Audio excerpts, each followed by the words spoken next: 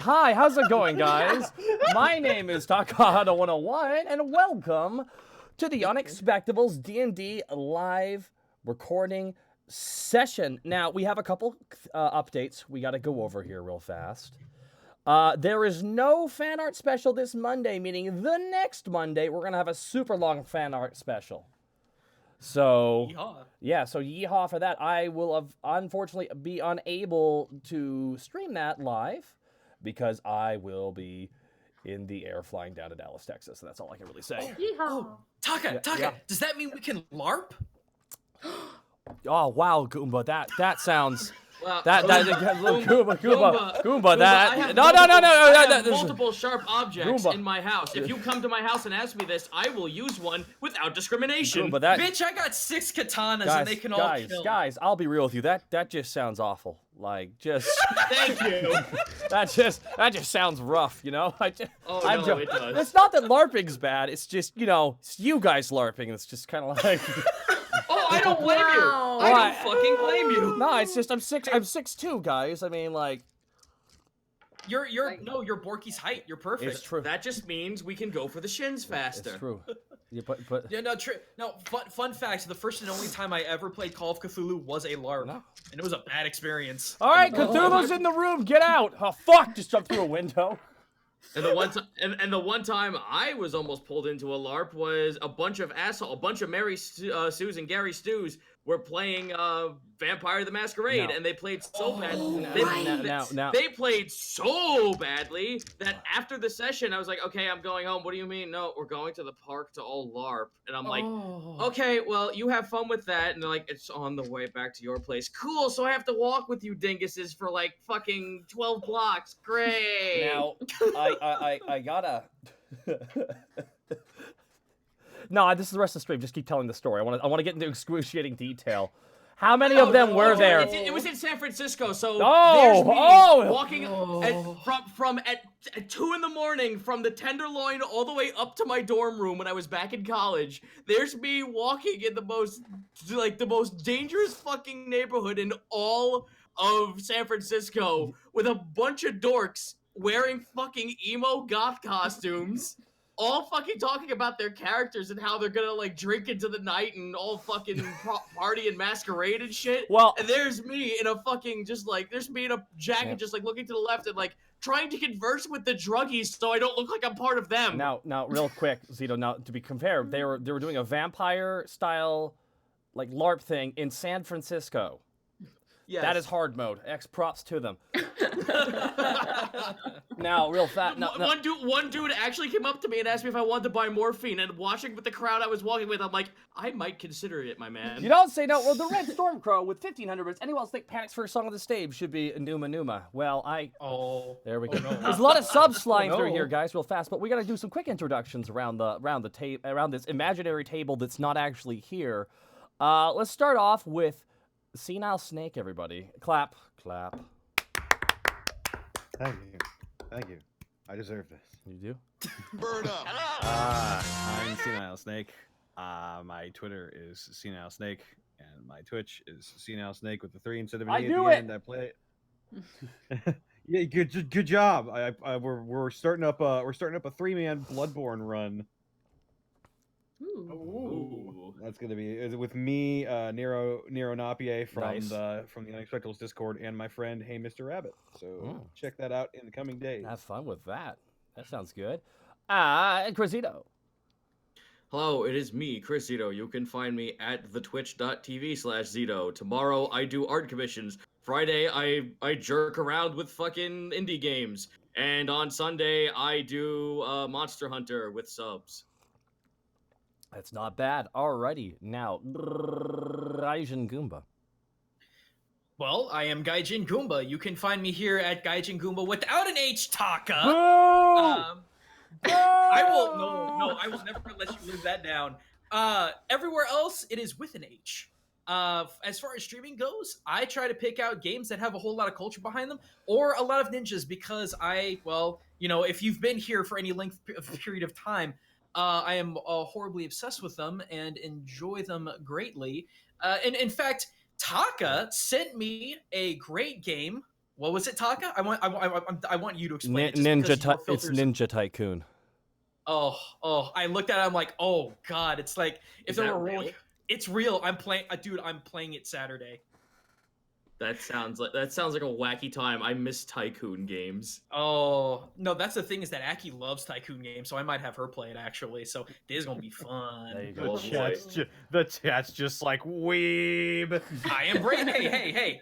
I embrace it. Oh Jesus, that's a lot of cupcakes. I just imagine Gaijin spreading his arms out and just walking forward. Basking in it. I did. I literally spread out my arms as I was saying that. I'm like, well, might as well embrace it. I'm never gonna be seen as anything but. Ace Rama, thank you for the 1,000 bits and change. Thank you so much for supporting the Unexpectables. I have a big announcement. Oh, congratulations! When you guys getting remarried?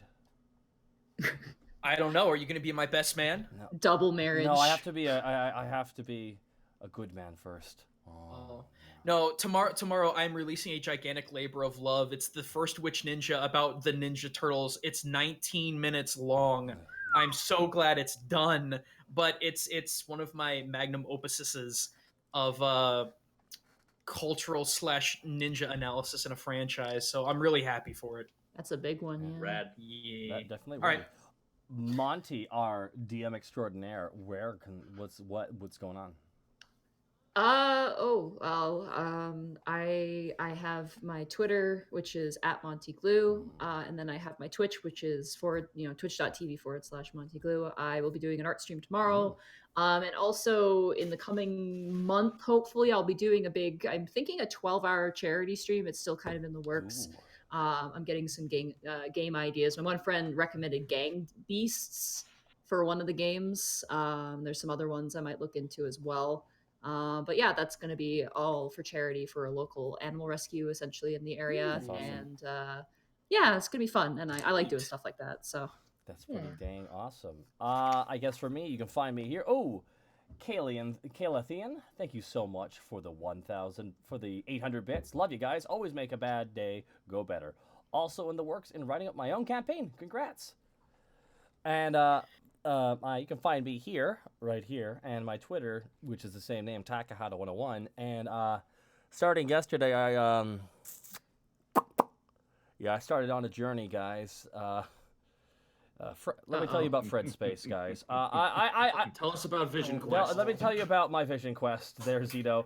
Bloomer Bagel, thank you for the 2,500 bits. Just finished my medical dispatch training. I got a 6er of cucumber beer, and the Unexpectables is live. Praise our Dark Lord Gripples. Congrats on finishing your medical dispatch training.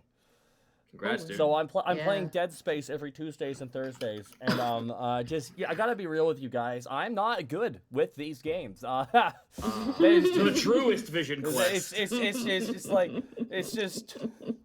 all right, I'll just play it. I mean, I used to play. I remember you coming upstairs when you were playing Half-Life 2 after the fast zombie section, and you were like 1,000-yard stare making a sandwich, and I was like, what's wrong? And you're just like, fast zombies, and then you just walk downstairs. It was so my next question is, did you whisper in his ear, walk to your own salvation? Mm-mm. No. Damn it. I had no idea. I was actually legitimately scared. I was 12. I didn't know. So yeah, it actually embars almost all of my natural fears. The fear of being trapped in space, the fear of body horror, and the fear of tight spaces and walking around corners, and just the sound constantly of someone dropping a wrench all the time. I know what I'm doing when you get here. You have a unique set of fears, my friend. No, It's also afraid of spiders. Yeah. So adds to the horror. No. So it's like all the hands, just spider hands. It's like. Hey, Taka, did you know that the devs looked at actual car crash victims to get the art right? Oh, that's great of them. I really feel that any man who has a fetish that niche needs to find an excuse, And I can't believe Dead Space is the Jared Leto of video games. It's pretty method. I will pay you if I could just sit and watch you play Alien Isolation. Okay, the thing is down in the studio. My God. Everyone wants me to play Alien Isolation, and I'm just like, I fucking really. Dragon Man 999, thank you for the 1,000 bits and change. Have some bits for Mel's mission. Cryptic 500 bits. Tango the Red Death told me he was not able to watch this session. Thank you for the 500 bits, dude.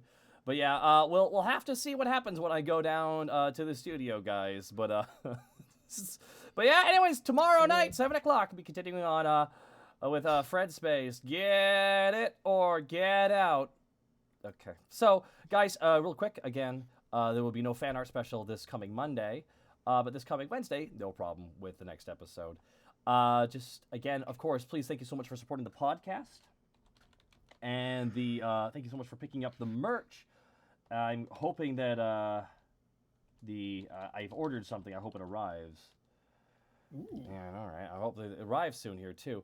Guys, just so you know, all of your donations are super appreciated, so we can continue doing this show, because DMing is kind of a part-time job, ain't that right, Monty? So guys, full-time, more so, but yeah. Thank you, but guys, anytime you drop bits and sub, you're really supporting us, so we greatly appreciate all the kindness you throw our way. But we will be getting started here in a moment. Any other quick shout-outs you want to do, guys? I have a t-shirt. Oh yeah, I saw that. Congratulations. Yep, if you like the Monster Hunter, if you like a boy whose name starts with bagel and ends with juice, then boy howdy, do I got a t-shirt for you. Head on over, get you a Want Some Juice t-shirt. Shill, shill, shill. The ever classy Zito, thank you. Congratulations. I do my best. Oh boy. I'm ready to Congratulations. And also, I've noticed that like they've changed the way bits work at the top. Have you noticed that? Yes, I have. I don't know how to feel about this. But anyways, I just embrace it. I just like that. You know that picture of that one kid in the school classroom, like with his vein popping out? That's me every time I see change on a software platform. I just figured it out. That's your true fear. Dude, it is my true fear. It's Dead Space is body horror, jump scares, tight spaces, and fixing broken technology. It is like all of my fears rolled into one. Oh yeah. Thank you for the 1,000 bits, Avery Manly Puppet. Thank you for the 500 bits, SF Cody. The fear of falling wrenches would make your machine shop your nightmare. Alrighty, guys. Are you going to take us away, Monty, to a magical land called Alavast? Yes. Yes. All right, 1 second. Just did we just pull up my character sheet real fast? Because I didn't just hold. Okay. You bad boy. You need me to be quiet while you do that. Yeah, I really need to focus, guys. All right, go for it. When last we left our heroes, Panic the Tiefling Bard, Borky the Orc Barbarian, Task the Kobold Ranger, and Greckles the Kenku Rogue, the party perused around Alavast, awakening in Romantian lounges, building stages, and teaching at the local women's academy, Eve's Academy, and dealt with a boggle problem at a local soap emporium. After receiving a message on the quest board from Mel, the kobold necromancer of the underbelly, the party came to an agreement to descend into the sewers to hear the terms of Mel's proposed heist, a job she asked the Unexpectables to do. After a quick breakfast, the party descended into the sewers, which remained as disgusting and as smelly as they remember. So you guys did wake up. You had a lovely breakfast, and you guys immediately made your way to the closest entryway to the sewers. I'm sorry. Before we do that, I actually had something I wanted to do. Okay, we have to do it in words. Snake. Snake, no! Snake, Someone unplugged his modem. Well, who was that? Damn, the Boggles got him. Not the Boggles. Also, I need to roll for gain hit points because I was at 14 when I went to bed. Oh yeah, you guys. I'm sure we're at full health. Yeah, okay. You guys are at full health. Okay, good, cool. Snake, you're gonna have to reconnect, buddy. Oh, and just to let you guys know that we might end up having a thunderstorm pretty soon, so me and Mr. Kaiju might be in trouble if that happens. Yep. Okay. I talked to you about this earlier. I just wanted to send Louis Strog, or I just wanted to send Right. Louis He Strog. did come back. Okay. He told you that Edward has the book now, and he's looking into it. But and he did ask you if you know the name Omnima, if that's familiar to you. That's so cool. I do not. No, never heard of it. He said that's who wrote the song, was something named Omnima. That sounds horrible. That sounds awesome. Oh my god, no. How do you spell Omnima, by the way? OMNIMAW? As in one maw. Or if it has a W or an H. Oh, sorry, I spelled it wrong. Omnima. Omnima. Oh, no, it has a ma. Omnima is a very powerful sounding name. I love it. Yeah. All right, that's all I wanted. That was his high school nickname, Omnima. Omnia. Real quick question. Sorry. Real quick question was: did Borky's waking up joke work or not work? His morning ritual. Yeah, did it work or not work? No one heard it. Ah, so damn it! It did not work. The other thing that happened is Hosrod did get back to you guys real quick. Oh, he did. Ooh. Hey, that's good. Boy. Find some pigeons. For you, Task. Grab his sheet here. The pirates you're referring to, the Bladefoot pirates, were originally from Abzo Bay. They were originally seafaring pirates, not skyfaring pirates. And the captain, Captain Bladefoot, was notorious for large-scale and ridiculous heists, indiscriminate theft, as well as other crimes. His greatest heist was the stealing of the Cloud Jumper series Mark II skyship. And that's basically what he told you of their history. They've been around for about 20 years. Sick. And now they've been arrested. So, wow. History. Borky, Hofstrad, we have intel. Hofstrad got back to you. He talked to Taylor, the pigeon mancer. Apparently, many pigeons perished in the pirates' assault. Damn. How much is many? Remember, one dying is a tragedy, 2 dying is a 10 dying is a massacre, and 10,000 dying is a statistic. Yeah, but many pigeons perished in the pirates' assault. Say that 5 times really fast. There was a crater in the entertainment district that apparently was filled in by dwarven architects. What? So that's all you know. It's sealed up. So oh no, there's a gravestone there for him.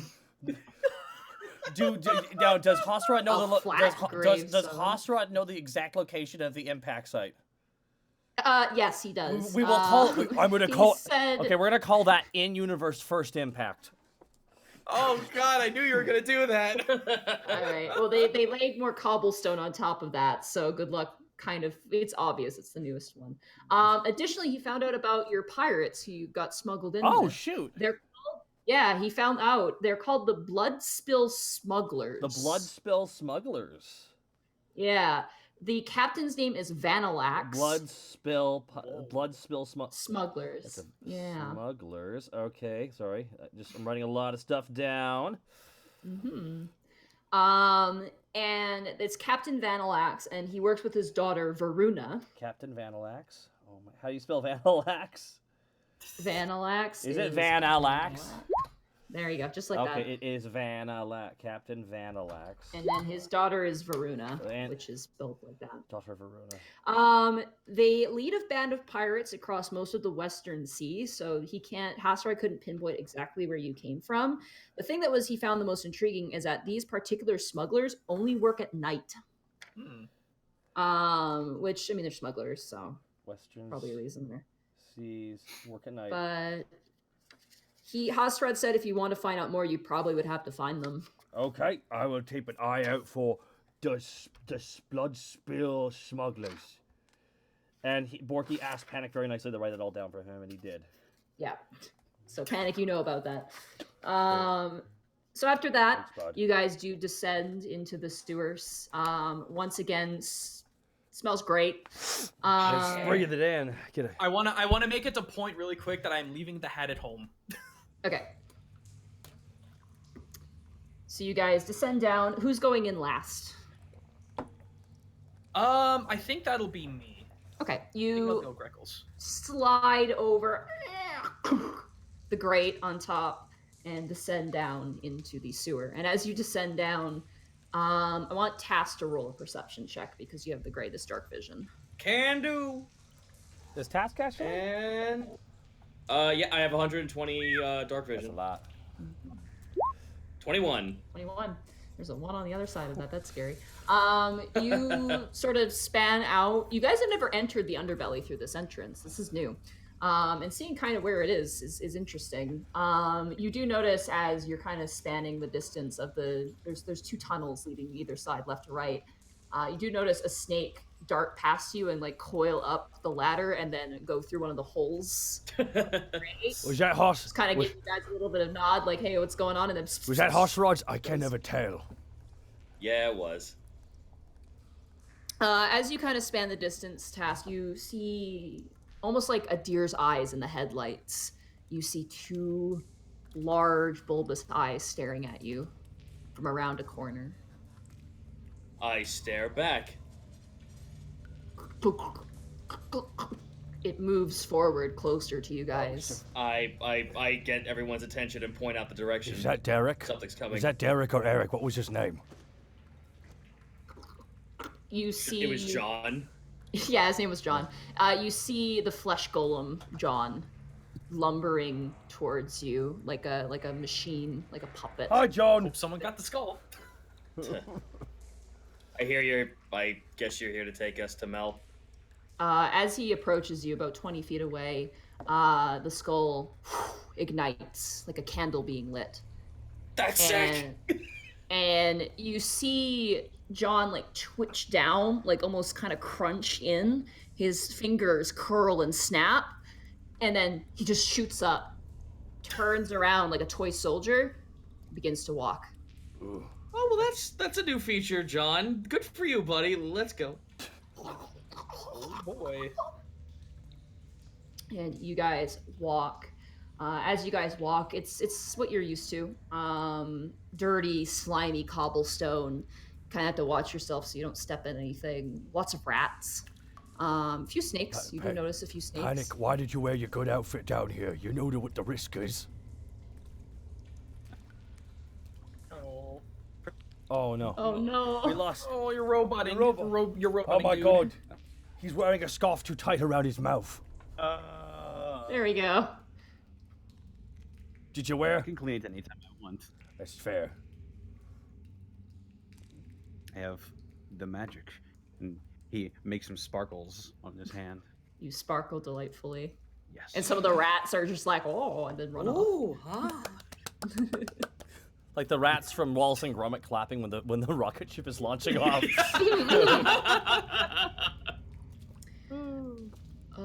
And you guys continue to walk. Eventually, John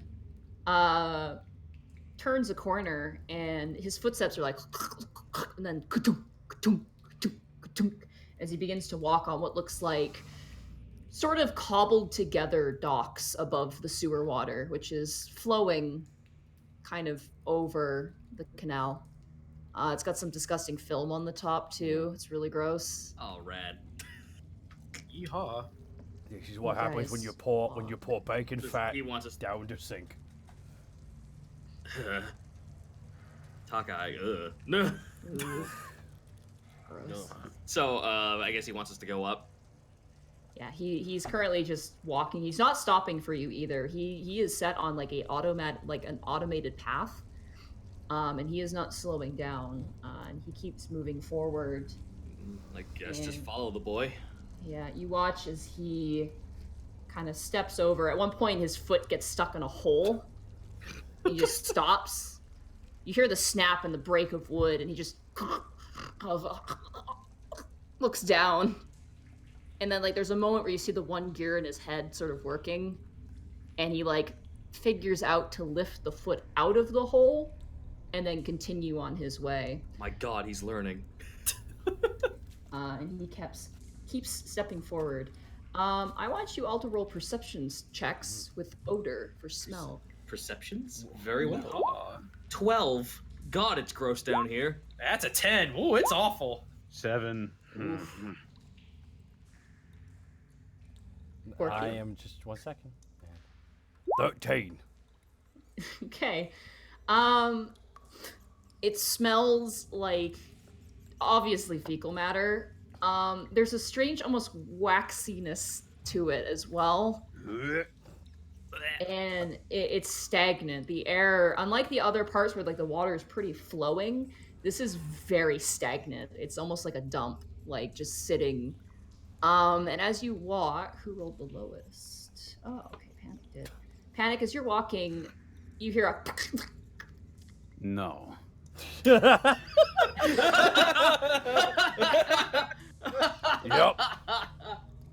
And you turn to your shoulder and you see a phlegm-colored, like, I don't really know how to describe it.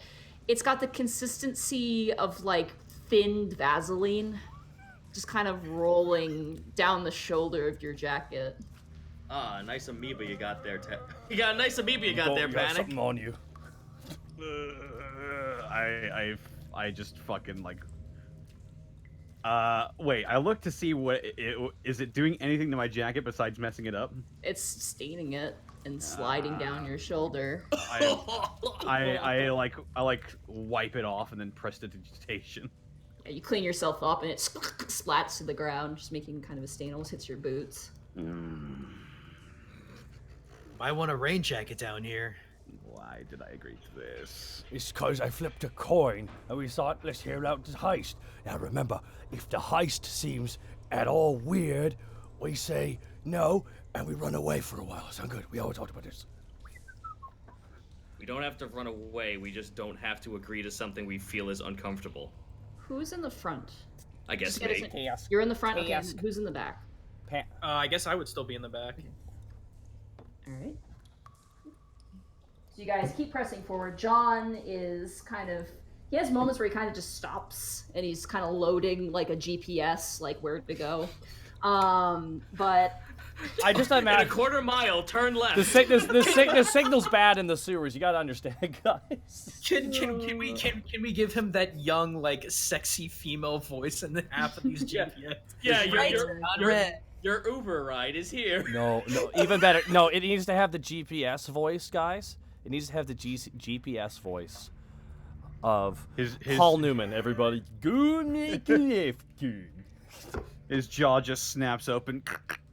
Calculating route. Make a right. Turn right, then turn right, then turn right. Wait a minute. Right.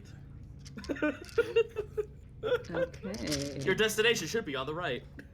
As John is walking, just roll something for him real fast.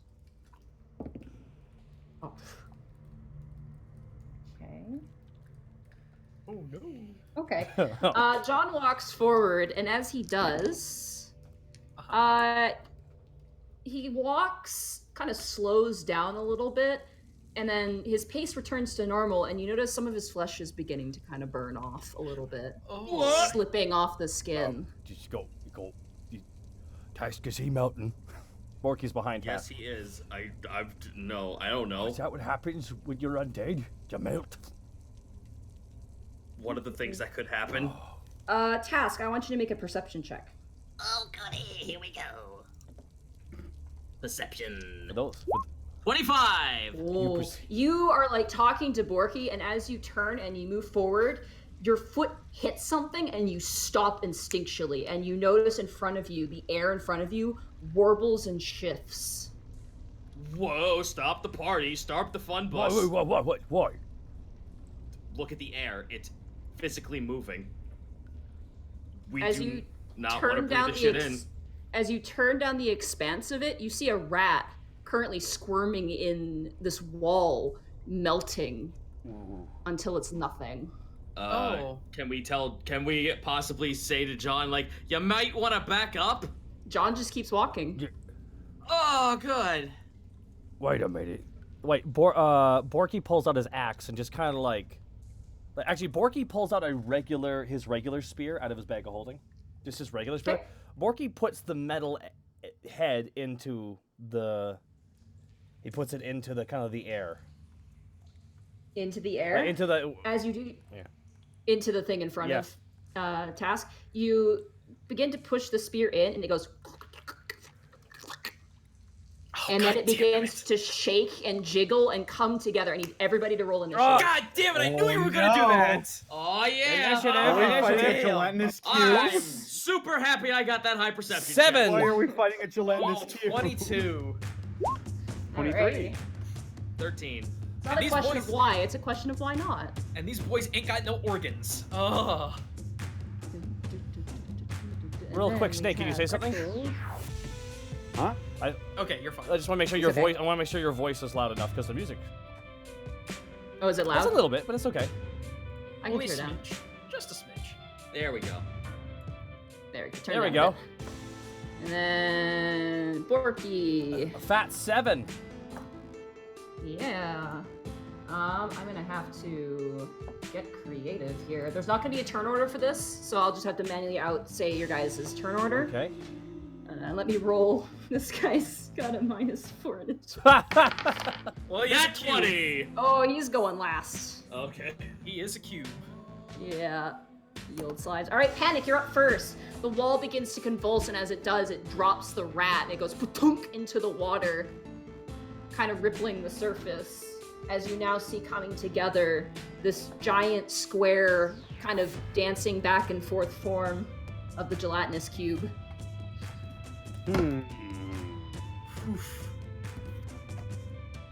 What do I have that would be good for this situation? I will cast Bane. On the cube? Yeah. Could you click Bane for me, please? Yep. Hello, brother. Oh. You must make a okay. charisma saving throw. Oh, this yeah, not a charming slime. It has a -5. That is a 3. Ooh. With the modifier. It does not succeed. No, it does not. I'll grab a D4. So now, whenever whenever you make an attack roll or a saving throw before the spell ends, which lasts for 1 minute, roll a d4 and subtract that from the roll. Okay. And does that end your turn there? Yeah. Okay. There's nothing I can do. Alrighty. I was born at the fecal matter. It was. Greckles, it is now your turn. Boy, howdy. I'm not gonna get near that thing. Jesus. I'm gonna double dart that sucker. Okay. God, it's been so long since I've used these. Let's see here. Ooh, 12. That hits.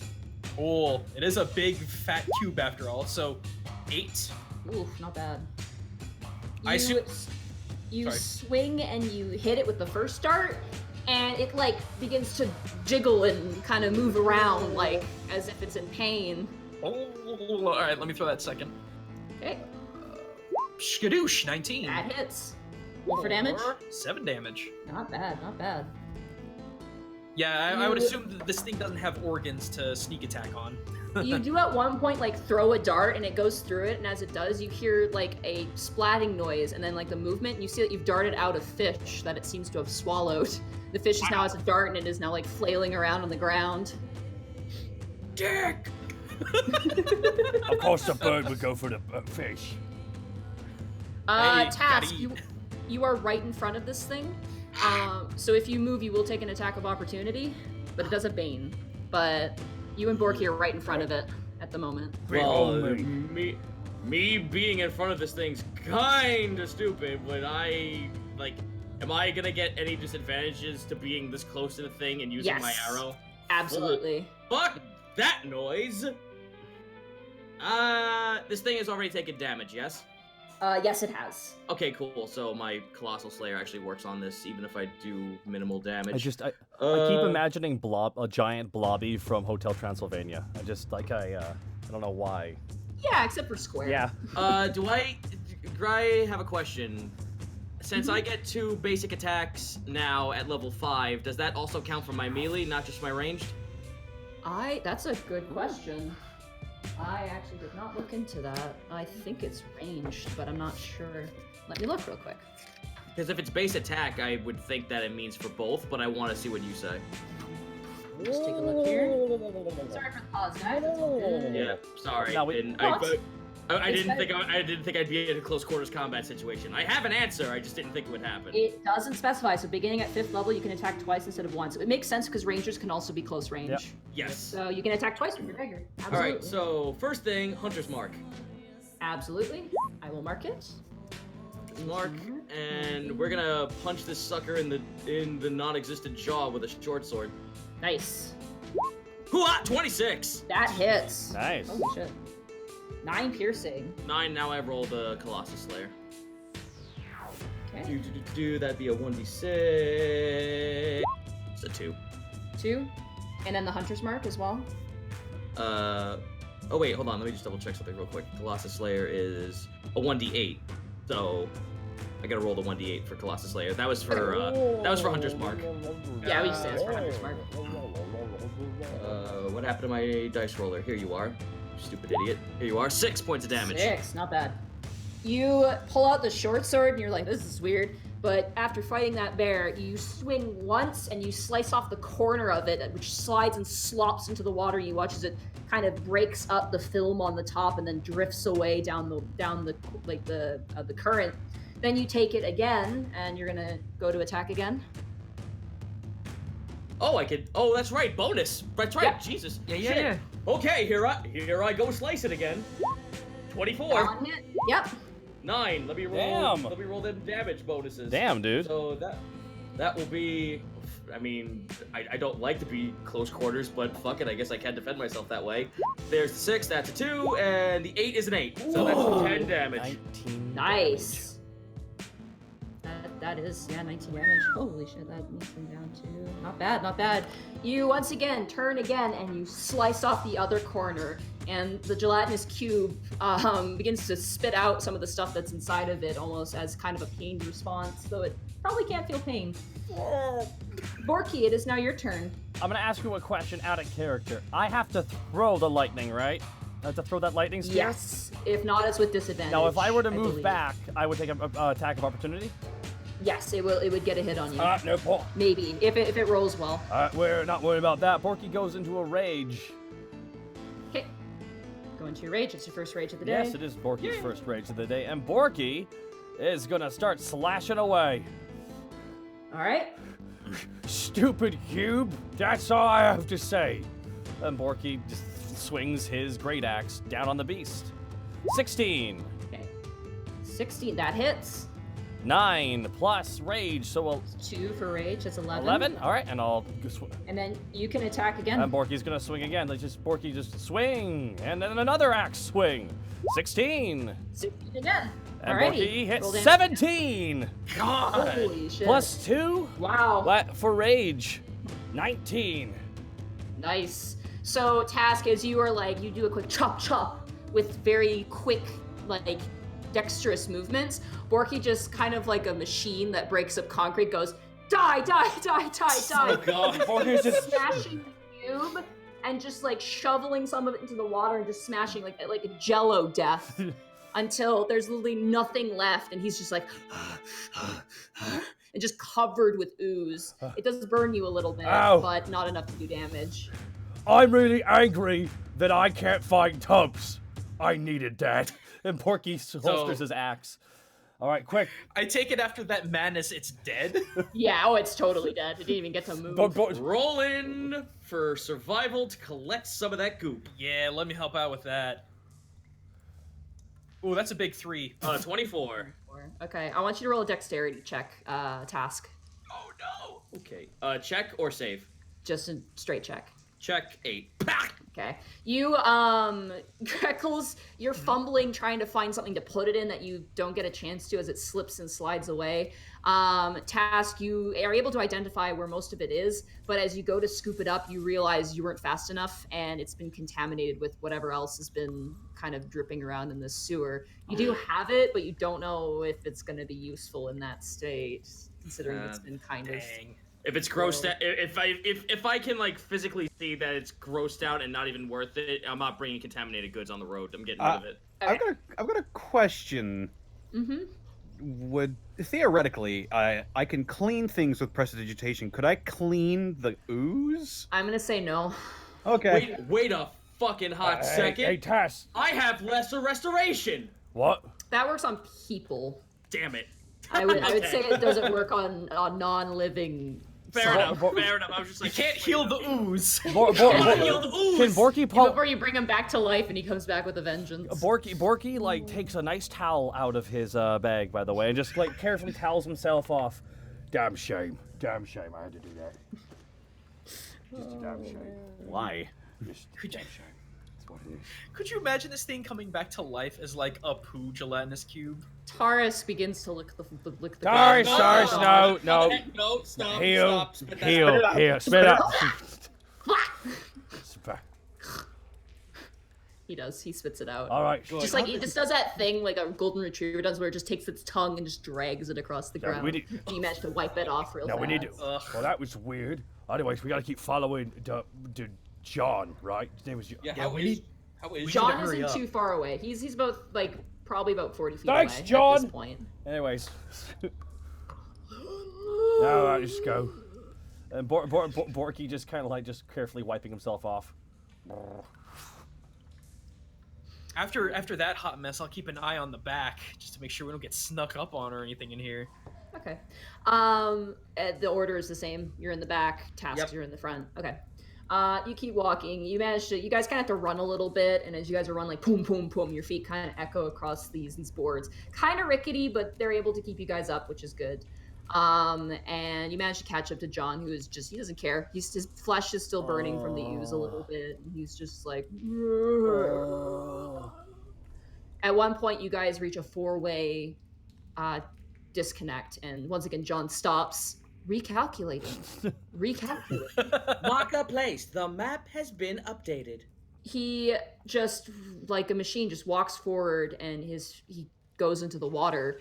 And for John, who's very tall, about the same height as Doros or Balfour Balton, about like 8 feet tall or so, it comes up to his waist. So it's fairly deep water. And then he just climbs up on the other side and then keeps going. Oh, okay. So we're gonna have to throw some of you. All right, line up, everyone who's small. Wait. Hang what? on. I got some for Okay, this. you do. Let me pull out that grappling hook. Ooh. Oh, okay. I guess I'll just keep attempting to swing it up for it to catch on something. Roll a dexterity check for that, I believe. Yeehaw. Wait, that's Do it, lad. 22. Nice. You just flip it in your hand and you just throw it, and it catches to. Are you looking to like swing across, or are you looking to like make a bridge?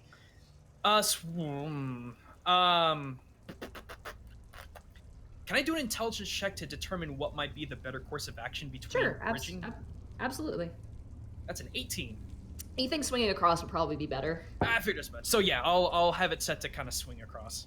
Okay. You kind of swing it and then you throw it, and you manage to hook on what looks like some sort of wire that's kind of like some sort of metal that kind of was the basis, like kind of like rebar, except for not rebar.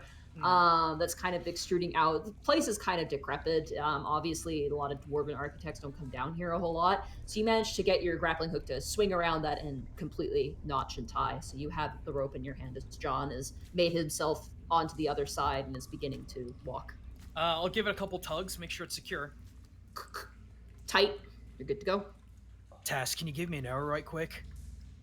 Sure thing. I'm actually going to tie the bottom end of the rope to the arrow to give it a little bit of footing. Like you can put your feet on it. Oh, okay. That's smart. I will say that won't take you too long. Roll another dexterity check just to see if you can tie it really well. Ah, damn it, 8. You're kind of trying to tie it, and as you're doing it, you kind of stop and realize arrows aren't exactly strong. They're made to be lightweight and travel fast, so these will probably snap if someone were to put their feet on here, especially someone like you or Panic. Probably snap instantly. Do either of you guys have anything to get a little bit of a better footing? Let me check. The long stick. This'll do. Borky pulls out his regular spear. Oh. This is not lightning, but please treat it as such. Borky hands it over to Greckles. All right, okay, yep, sorry, go ahead. I'll say you managed to do that. I was made to do the dexterity because it was an arrow. That easy enough. You just tie it and it's good to go. It's a little bit long. It's a little too long, but it'll work. All right. It's definitely thicker and made obviously with more strength in mind rather than dexterity. All right, go first. Come on. All right, so dex check? Yeah, let's do an acrobatics check with advantage. Okay. That's a 25 either way. 25. Nice. You easily just Tarzan on the other side, and then you toss the rope back. Who catches it? I do. I guess. Borky grabs it. My spear. Mine. Borky just goes for a run on it. And 15. 15? Yeah. You manage to. Your feet kind of drift over the gross filminess of the water, but you manage to make it onto the other side without getting completely dunked in the water. And then you also toss it back. All right. Who grabs it next? Panic, do you want to go? Panic looks down at the rope a little worried. He looks back at his guitar. He's just like, Come on, Panic, you can do it. Come on, Panic. Worst case scenario, it'll be awful. Greckles just nudges Borky in the rib. Borky, catch, and I take off my guitar and I'm going to toss it over to him. About how far Probably about. Actually, I can measure it out because I have an old map. Oh, you do. It's basically about 30 feet across. Huck it. It's not terrible, boy. All right. Yeah. I'm gonna toss my guitar to him. Okay. Roll a dexterity check, Borky, with advantage. Because it's not that far. Check. Catch it or I'll kill you. 15. Yay. You catch it. You catch it by the part that is where you're The neck. The neck. Yes, yeah. thank you. My brain stopped there for a second. That's all. Got it. You catch it and panic for a second as Borky catches it. It kind of does that swing that it does because it's kind of a little bit bottom heavy, and it almost hits that water, but he manages to lift it up and kind of recatch it in his hand. All right. Okay. And Panic walks across. You're gonna walk through the water? I walk across the rope, right? There's no, not it's a you have to It's a swing. swing rope. Ah, okay. You have to roll an acrobatics with advantage. Okay. I will do that then. Nice. 17? You do so with style. You get on and you swing, your hair flowing behind you despite the disgusting air, and you manage to land on the other side and toss it back to Task. All right, here I go. 13? Okay, yeah, you pass. For a second, you hear a click above you as the rope actually kind of begins to fall, now having, Borky, who's very heavy, kind of going on it. At this point, it's kind of reached its part, and you make it to the other side, and as you do, you hear a crashing noise as part of the ceiling comes down and splashes into the water, including the piece of metal that was keeping the rope in place in the ceiling. Ooh. Well, let's wrap up that rope. Give Borky back his spear and give Greckles back the grappling hook. And give Panic back his guitar. Oh yeah, Borky was playing it like, oh, it's just, I don't know, something felt right. Borky hands it back. Mm-hmm. I mean, we both like axes, right? All right, is John still recalculating his route? You will have to roll a perception check. Son of a bitch. Here I go, percepting again. 26. 26. You see his foot just off in the distance. Task, what about Taurus? Everyone. Oh God, yeah. Oh yeah, Taurus. Taurus! Oh! Jump! Try to jump. Swim over. You try and jump. You know what the best thing is? I have his information now on a bulletin board right in front of me, so I have him always. Taurus! What Taurus! will it be? Okay, not bad. Let's roll for him. Oh yeah, he does it. He rolled a natural 19 plus Nice. 0, but a Did he natural swing 19 over? nonetheless. He does. That'd be amazing. He does that thing where he backs up and like a dog who's half committed to the jump kind of jumps. He stumbles forward, kind of crashing on his chin and slides a bit, but then gets back up and just trots up to you, like very proud of himself. Just pat him on the head, boy. yeah, good boy. Now come on this way, and I run after John. All right, you run after John, and he's just out of sight, but as you guys run, you do catch up with him again as he's moving. Eventually, you make it to another two-way break-off point, and John once again stops, recalculating, and it turns to the left and begins to move. And now it's becoming kind of tighter and narrower as you begin to move forward. And as you guys continue to walk, still leading the front there, Task? Yes. Okay, and Greckles, you're in the back? Yep. Just so I know. As you guys keep moving forward, Task, you suddenly see something, but not the sewer. For a moment, like almost like a flash in your head, you see in your hand a fork and a knife and a beautiful feast in front of you, and that it disappears instantaneously. Whoa, what the fuck? Wait, what the fuck? Excuse me? What? Yeah. Just for a split second, you see yourself in front of a giant feast, and then it goes away. Okay, well, like, what's in front of me right now? John's butt. See, he's telling you there's a delicious feast right there.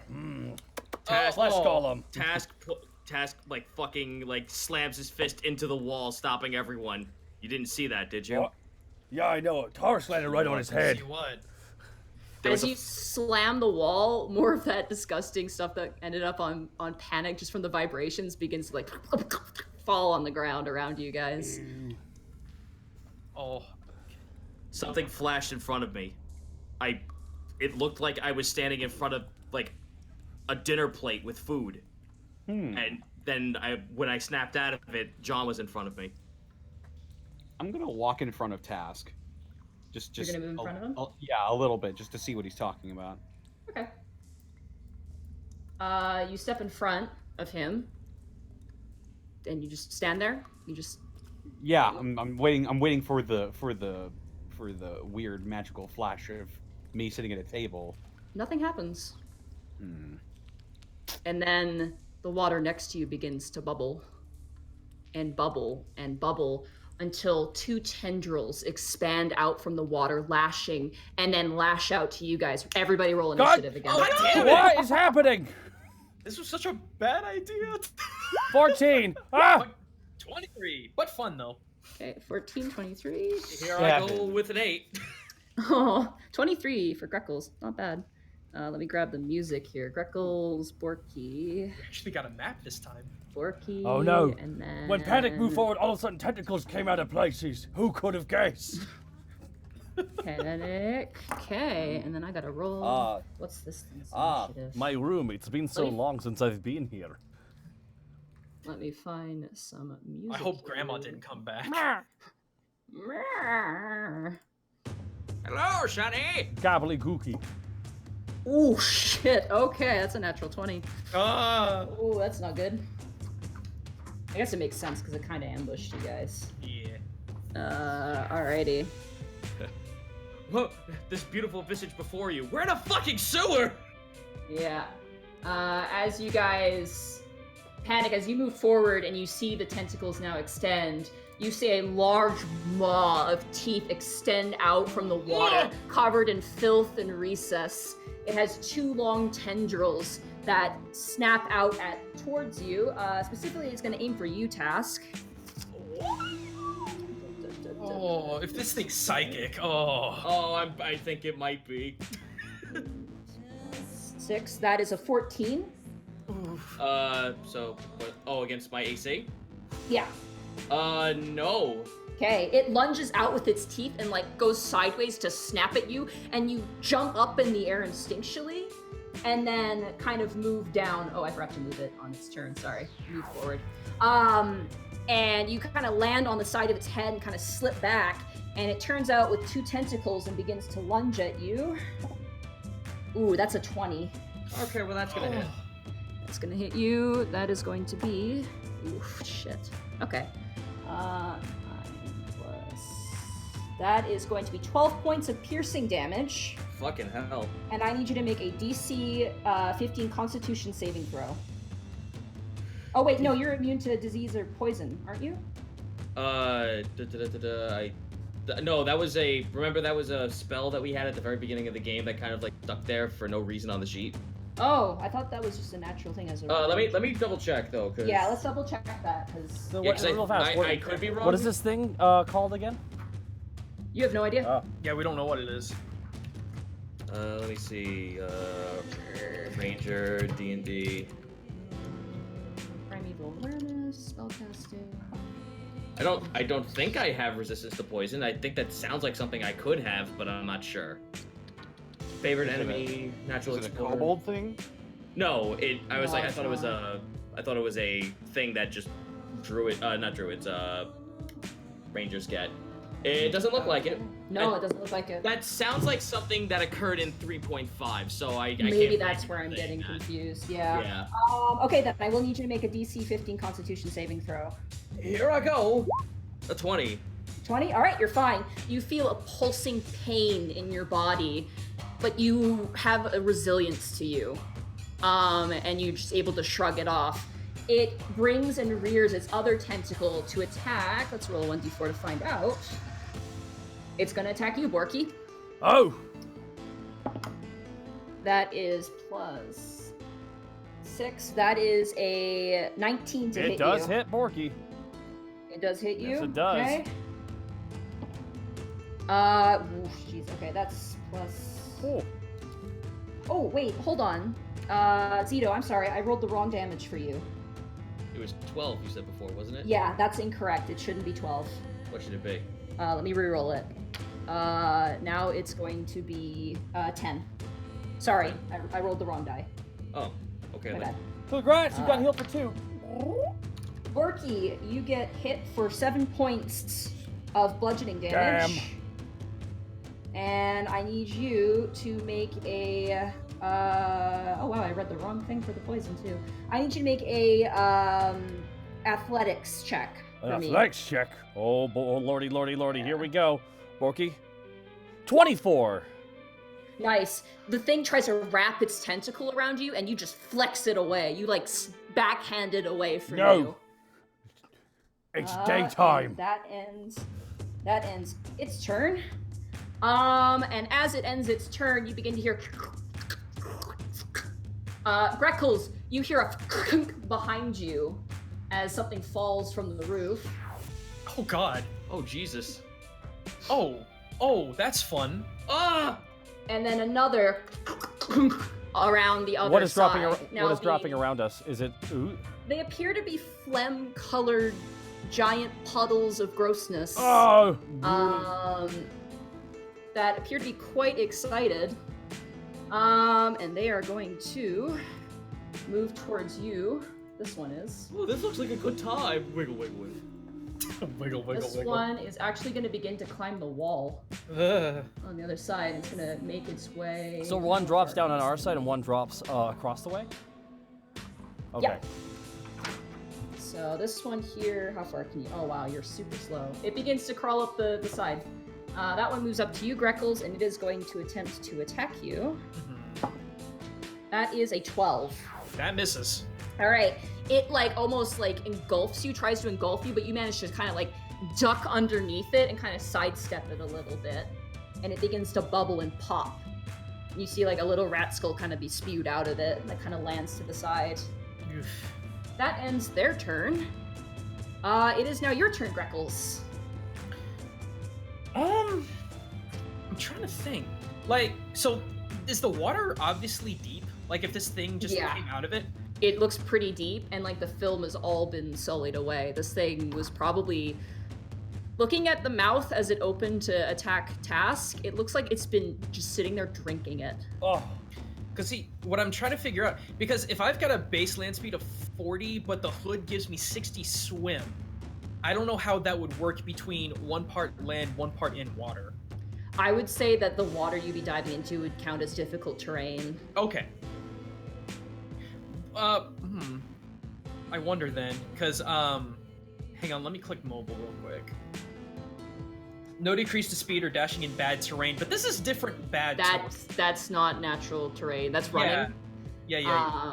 I would say swim speed wouldn't affect that. Okay. Because that specifies a dash. Yeah. Okay. Dashing in bad terrain. Okay, That's my bad. only when you dash. Yeah. So, okay, let me go ahead and acid dagger stab this gelatinous thing in the face. Okay. Let's see here. Hey, you'll sound 19. fucking 19. Okay. That definitely hits. For 9. What kind of damage does your dagger do? Acid. Other. It does 7 and 2 acid. Piercing, I believe. Let's double check. Oh, is it that. piercing or slashing? Daggers would be You know what? piercing. Let's Yeah, find out. I'll look into it. I think thrown it's piercing and then used it's slashing. Yeah. It is just piercing. Okay. It is just piercing? Mhm. Okay, yeah. You lay into it. Let's take a look here. Alright. So that is 9 points of damage. No sneak attack because it's not engaged with anybody else at the moment. Right. So. Also, because of mobile, I'm gonna move. So, You take an attack of opportunity, I think, right? No, he can't. He's got mobile. If he attacks and does damage, he can move without getting an attack of opportunity on him. But only from the thing that I'm attacking. If I Okay. So like if I was close to the Octopussy boy. Let's see, 5. Describe what you're doing too. Right. Oh, I'm trying to make sure I can do this. I'm gonna make a mad dash 40 feet. I'm gonna get back over here.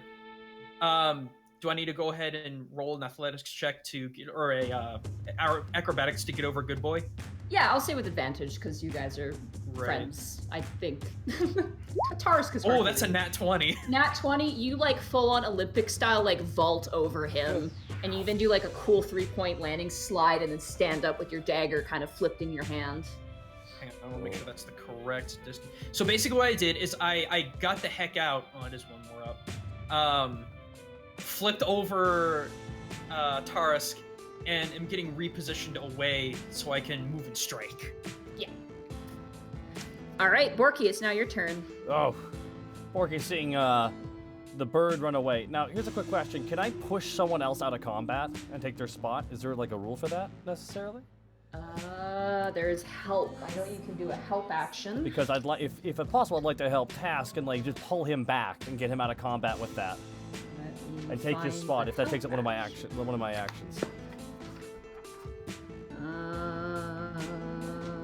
Let me find that.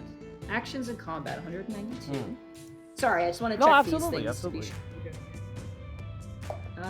Help. You can lend your aid to another creature in the completion of a task. When you take the help action, the creature you aid gains advantage on the next ability check. Oh, okay. Wow. You can aid a friendly creature attacking a creature within 5 feet of you.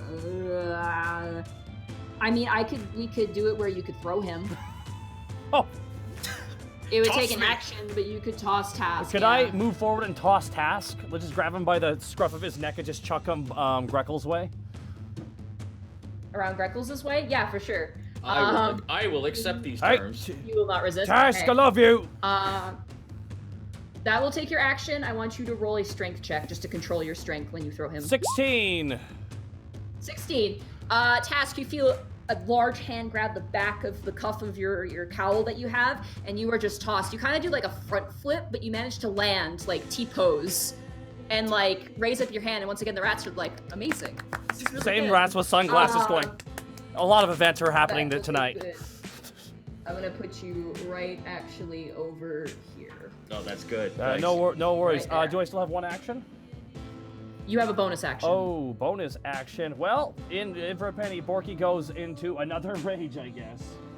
Yeah, you go into another rage and scream out as the creature opens its maw and screams back as pieces of disgusting feces and breath that's just absolutely apparent is just... I'm imagining that shot from the end of Dead Man's Chest with Jack Sparrow. Yeah, and the Kraken. Yeah. That's Basically. juicy. This whole place is moist. Task, you landed on the ground. The creature is now engaged with Borky. What are you doing?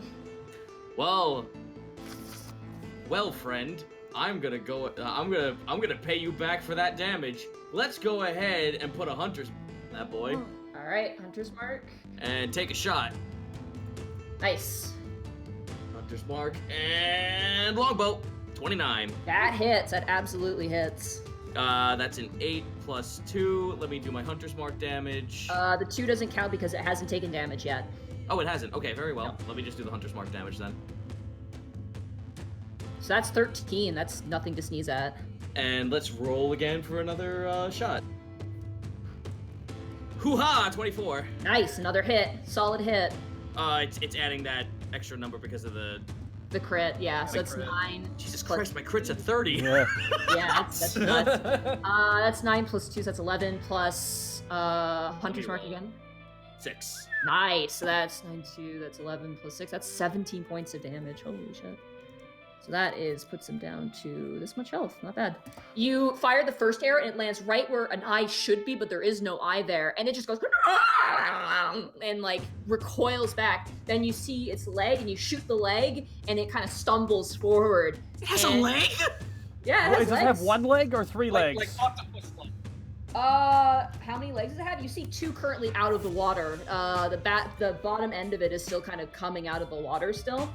And you notice, Task, as you shoot that, you see another tendril. It actually has a third one, and it kind of shifts and moves like an octopus's tentacle, and you see a row of eyes stare right at you. Oh. Panic, no, resist it. Panic, it is now your turn. All right. Can't get away from this thing without taking an attack opportunity. So, quick question, Monty. Tarisk has his own turn, correct? Mm-hmm. Oh, shoot, I forgot to roll him. Oh, shoot! I rolled the goodest boy. Sorry. Oh, well, he rolled a 2, so he's Damn gone. it! You can disengage. Yeah. that is true, but I wouldn't be able to do any of my helpful stuff. Well, you're So- staring a literal maw in the face. Well, I can Pull out that slicer and get rid. What's it gonna do? Do my whole health in one attack? Yeah. Go for I it, cast. girl. I'm gonna cast Bane on the thing that's directly in front of me and the sludge that's on our side because Okay. the other sludge is out of range. Can you press click Bane for me? Yep, that is And another. I'm That's just gonna another check charisma. something too as well for spell casting. How charismatic is this thing? Is it fancy on the town? Does it get a lot of right swipes, if you know what I mean? Just puts on the hat, starts tap dancing. Hello, my baby. Hello, my. One of its legs is a human leg with a tap dancing shoe. I got something in my front pocket for you. Okay, so Bane, you're gonna hit 2 of them. Yep, charisma Uh, saving throws. This thing probably has the worst charisma ever that exists, and the slime as well probably has like absolutely zero charisma. Let's take a look. All right, are you clicking? Are you going for the clicking? Are you going for the slime that's closest to you guys? Yeah, because the Alright. other one is out of range. All right, let's roll charisma for Mr. Pretty here. Ooh, that's -2, so that's an 8. Nope. So he fails, and then Mr. Jelly Jive. He rolls a natural 20, Oh. so apparently this is the most handsome slime It has ever. a mustache. It's a it has a And a random monocle. mustache made out of like rat hair. It's like a fake mustache. If it fails, does it not work? Or sorry, I'm just double checking here. If it Okay. fails, it just doesn't work. It just Well, you doesn't got Mr. Ugly, so he now has Bane on him, and that's a D4 still, correct? Yes. Okay. And for my bonus action, I'm going to give inspiration to Bubba Grumborky. All right. A +4. Hack them all into pieces with your mighty shredding axe. Nice. It's now a D6 still, or is it a D8 now? It is a D8 Oh, now. D8 Nice. inspiration? 1 D8. Yeah. Nice. Level 5, baby. Damn, okay. All right, Tarisk is gonna go right between you guys, and he's gonna run. I love having his sheet right above me, so now I can just not have to dig out holos every time. And he's gonna go for a bite attack. That's a natural 20 for Tarisk. Damn, good Did it child. bite its So tongue? that is going. Oh yeah, he's gonna hurt something here. Owie. That's 3 plus 8. That's 11 plus another 3, so that's 14 points of damage with the crit. You watch as Tarisk like almost screams out as he jumps onto this thing's throat and begins to just tear flesh from the side. He just rips out chunks of kind of lard, blubber-like fat off of this thing. So that was 14 plus. Okay, yeah, wow. Good job, buddy. Get him! I love you, Tarisk. You're a good boy. Pets him real fast in the middle of that. What a good boy. All right, it is now the creature's turn. It looks pissed. Is Bane affect every time it attacks? Yes, for 1 minute. Okay. Oh my god, this could be hard for this Damn. creature. But that's okay. Alrighty. Let me just see who it's going to decide to hit first. That is going to be, it's going to attack Tarisk first with a bite. And that's a 7 plus. That's not going to hit. That's a 13. That misses. Taurus, like, it goes to bite Taurus, and its jaws come down, and it resonates, echoing across the chamber. And Taurus, just as it tries to bite him, Taurus just bites the front of its face back, and it, like, yelps and kind of leans back in agony. Oh my god, Snake, it's a turf war.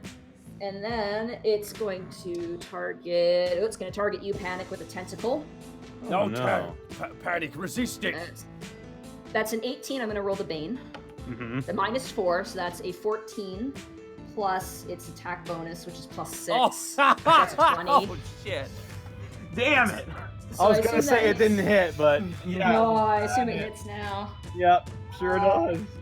1 second. So that's 1 second. Okay, plus... sorry, 1 second. So that's 4 plus 3, so that's 7 plus the piercing damage, which is 2. Well, these numbers, I'm sorry. It's 4 plus 3, that's 7 plus 2, so that's a 9. Alright, so you take 9 points of damage. Ow. And I need you to roll an athletics check. Athletics? Yeah. Shit, my worst one. Huh. That's Nice. 17. It begins to coil around you, and you're just like, no, not again, Grandma. You begin to, like, kick it away as it tries to coil around you. Panic just looks at this thing. He's like, I fucking hate the sewers. And at that, his eyes catch fire. I cast Hellish Rebuke. All right. Roll the reaction. That takes up your reaction for the round. Yep. Oh! Okay, then. Hannah, that is 17 points of damage. 17 fire damage. 6 and 7, that makes it down to... Oh, wow, okay. Not bad, not bad. It catches fire and just shrieks. It shrieks in agony, and as the fire just flashes out, you see the eyes on the tentacle, which is whipping and flailing around, all kind of close and almost shake themselves as if the light itself hurt it. It's pissed at you, so it's going to attack you again. No. I did it. Oh no, I did it. Okay, that's an 11 plus 6, so that's a 17. I'm gonna roll Bane. And that's a 2, so that brings it down to... It's 11 plus 6, that makes it 17, minus 2 makes it a 15. If it meets it, it beats it, right? It does, yeah. It hits you. Yeah. Alright. So you take 8 points of bludgeoning damage, Ow. and then 1 point of piercing damage. Ow. As it slaps you. I just imagine the stupid Gundam pilot meme. I'm a genius. Oh no. I'm a genius. Oh no. And then the first slime is gonna move towards you, Borky. And it's gonna try and touch your butt. No! That's my butt. So I gotta grab its stats here. Alrighty. Oh, that's a 4. That's not gonna hit you. That's an 8. These buttons. It like reaches out for your butt and you just kind of tuck your butt in and it misses. You know that butt flex where you suck your butt into your body? Yeah, Borky does that. Exactly, Borky that's does exactly what it does. From circular to squared, and it misses. The slime on the other side is now on the roof, and it's currently making its way over. Task and Greckles, as you guys are kind of over on that side, you begin to hear Oh god. the sounds of plodding yuckiness as it falls from the ceiling. God damn it. Uh, God damn Another it. pile of goop. It is going to move forward. And it is going to reach out for your butt, Task. No. And that's a natural 1. Oh. Let me roll severity. I don't even know what to do for this shit. It gets depressed and leaves. It reaches and then it just gets a little shy, kind of like stops. Does it blush a little bit? Just like a little bit, yeah. The tinge of phlegm kind of lightens up in a couple places, like spots of nervousness, but it fails. Greckles, it is now your turn. Is this thing even flankable? Absolutely. doesn't say it's immune to flanking, so you're good to go. Okay, I wasn't sure. So its Unless attention is on it depends on blind sight. It does have blind sight, so I don't know if that affects sneak attack or anything remotely like that. Let me check. It's gonna be your call. Yeah, let me check the I'm pulling out the player's handbook a lot today, but I have a good. quick question. Is it the one from the other side of the planks, or is it three of them now? It's a new one. Yeah, it's a new one. Oh, fucking hell. Right. Rogue, where is the rogue? That is a druid. I need a rogue. That is a paladin. That's ranger. There's our rogue. Let's just see your sneak attack. Recalculating. Once per turn, you can deal an extra 1d6. Yeah, okay, blah blah blah. You don't have advantage in the roll if you have a. Okay. Nope. You can get sneak attack damage on this if you flank it, and you can go around it without taking an attack of opportunity as well. Yeah, I'll do that then. So, Okay. oh wait, wrong thingy. Let me do that. Give him the good old butt stab acid. It doesn't really have a butt, but I mean it's all butt. If you look at think it, about look at it just right, you could probably find a cleft that looks like one. What if it has someone else's butt bone? Okay, sorry. I the pelvis in there. It's a 14. That's a 14 that absolutely hits. All right, so 7, 3, 10. Let me roll my 3d6. Oh my god. Come on, baby. Sneak attack damage. Sneaky attacks damage. Snack him. Another 8. That's 18. Not bad, not bad, not bad. Let me just calculate that real quick. Okay. And then Boyle, I wanted to go help the boys, but I'm just gonna move over. We're kind of gridlocked into this fight now. Yeah, I'm gonna move over yonder. Okay. You did do damage to it, so there's no attack of opportunity. That actually, let me click it one more time. I think that's just the hit or not. Okay, I wanted to clarify that. Target can't be provoked whether it hit or not. Okay, sorry. It's all good. All right. This thing rolled a 1, but I'm not sure if moving away from still give it a chance. This one is not baned either. The Knight of the Ooze. Forgot to bane this one as well. That one was baned. Alrighty. Borky, it is now your turn.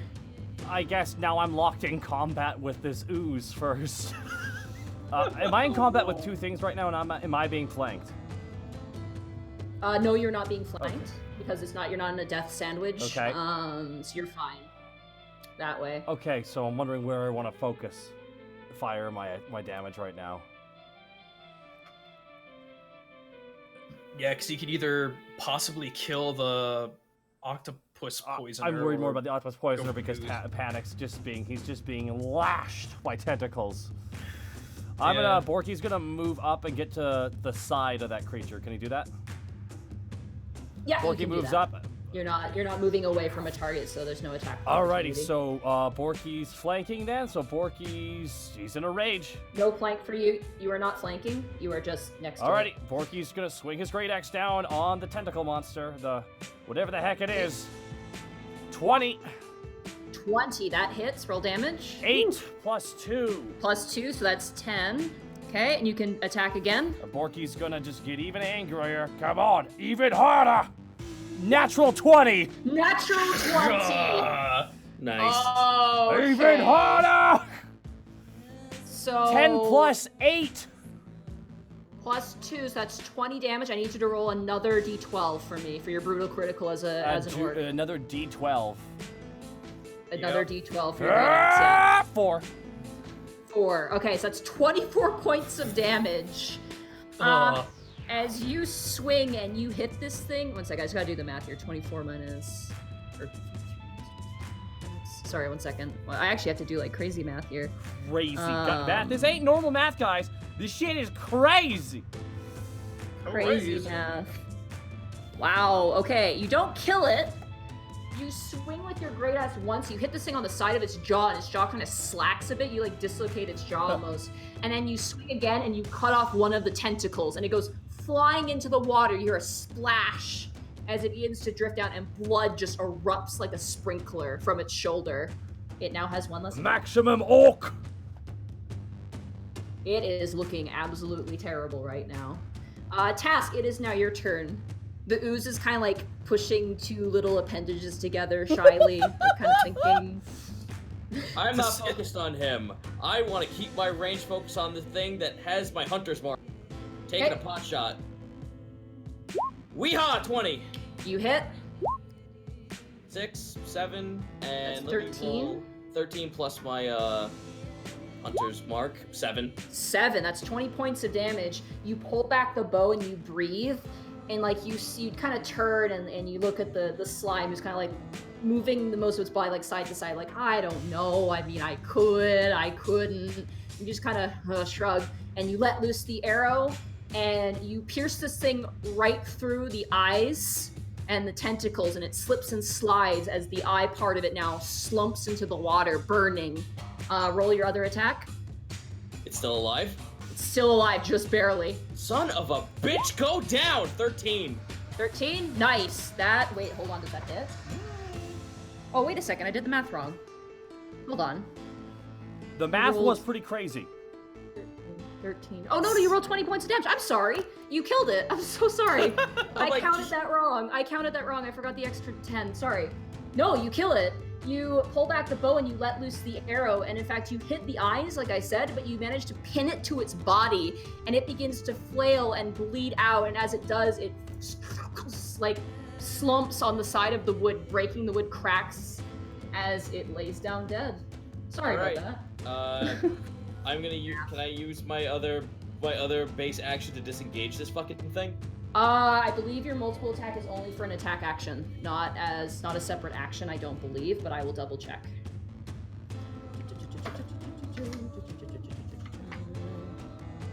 Extra attack.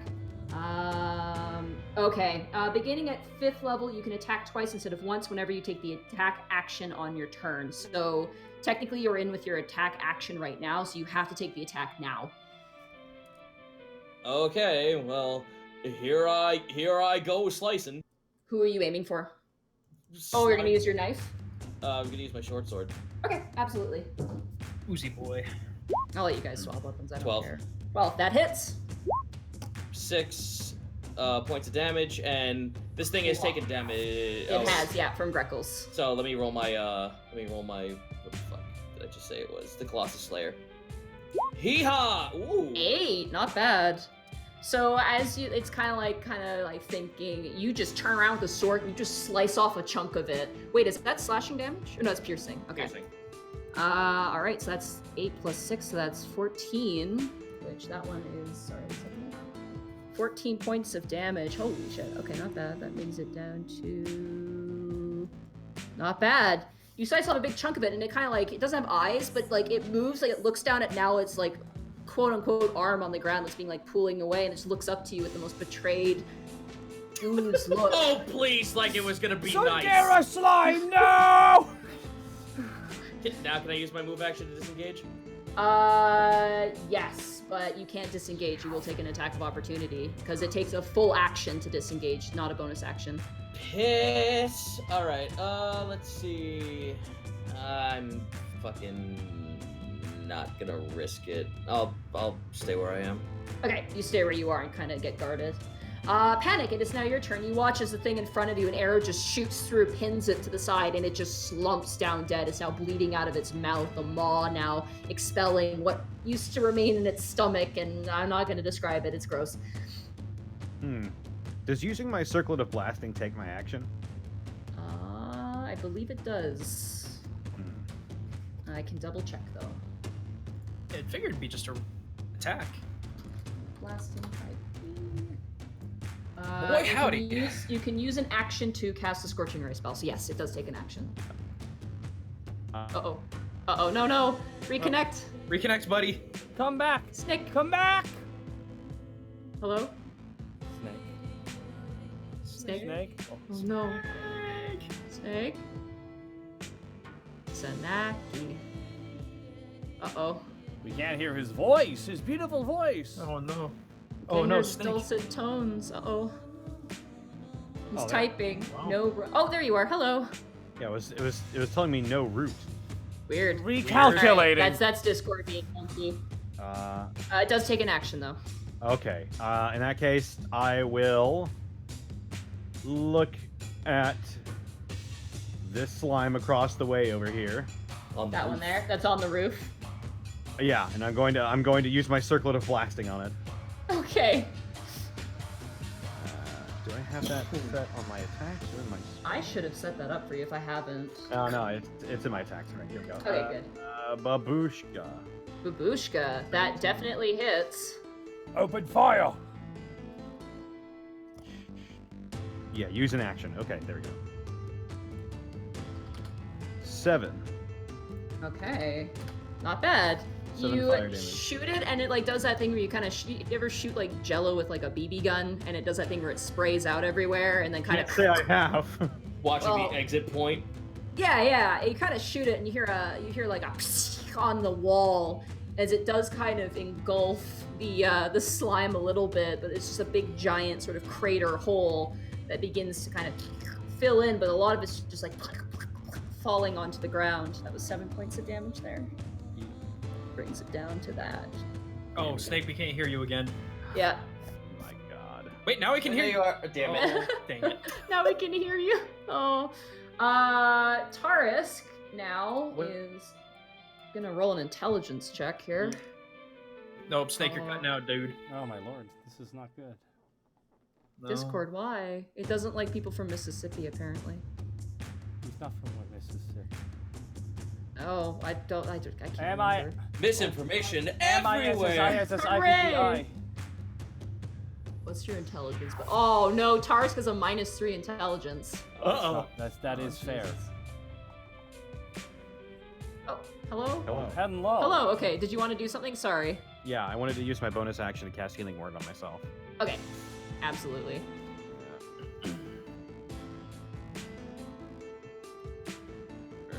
There it is.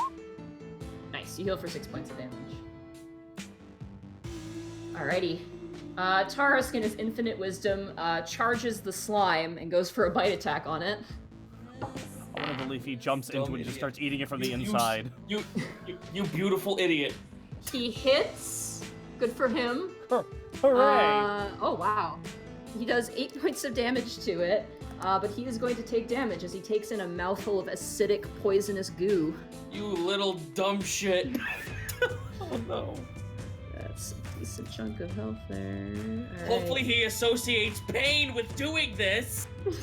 He does. You hear a very, very loud yelp as he rears back. I'm just gonna roll his damage. Oh, it's just Good. a D6. At least my son's not dumb Oh. enough to not associate pain. 6. Okay, so he loses 6 points of health. Oh, buddy. Poor boy.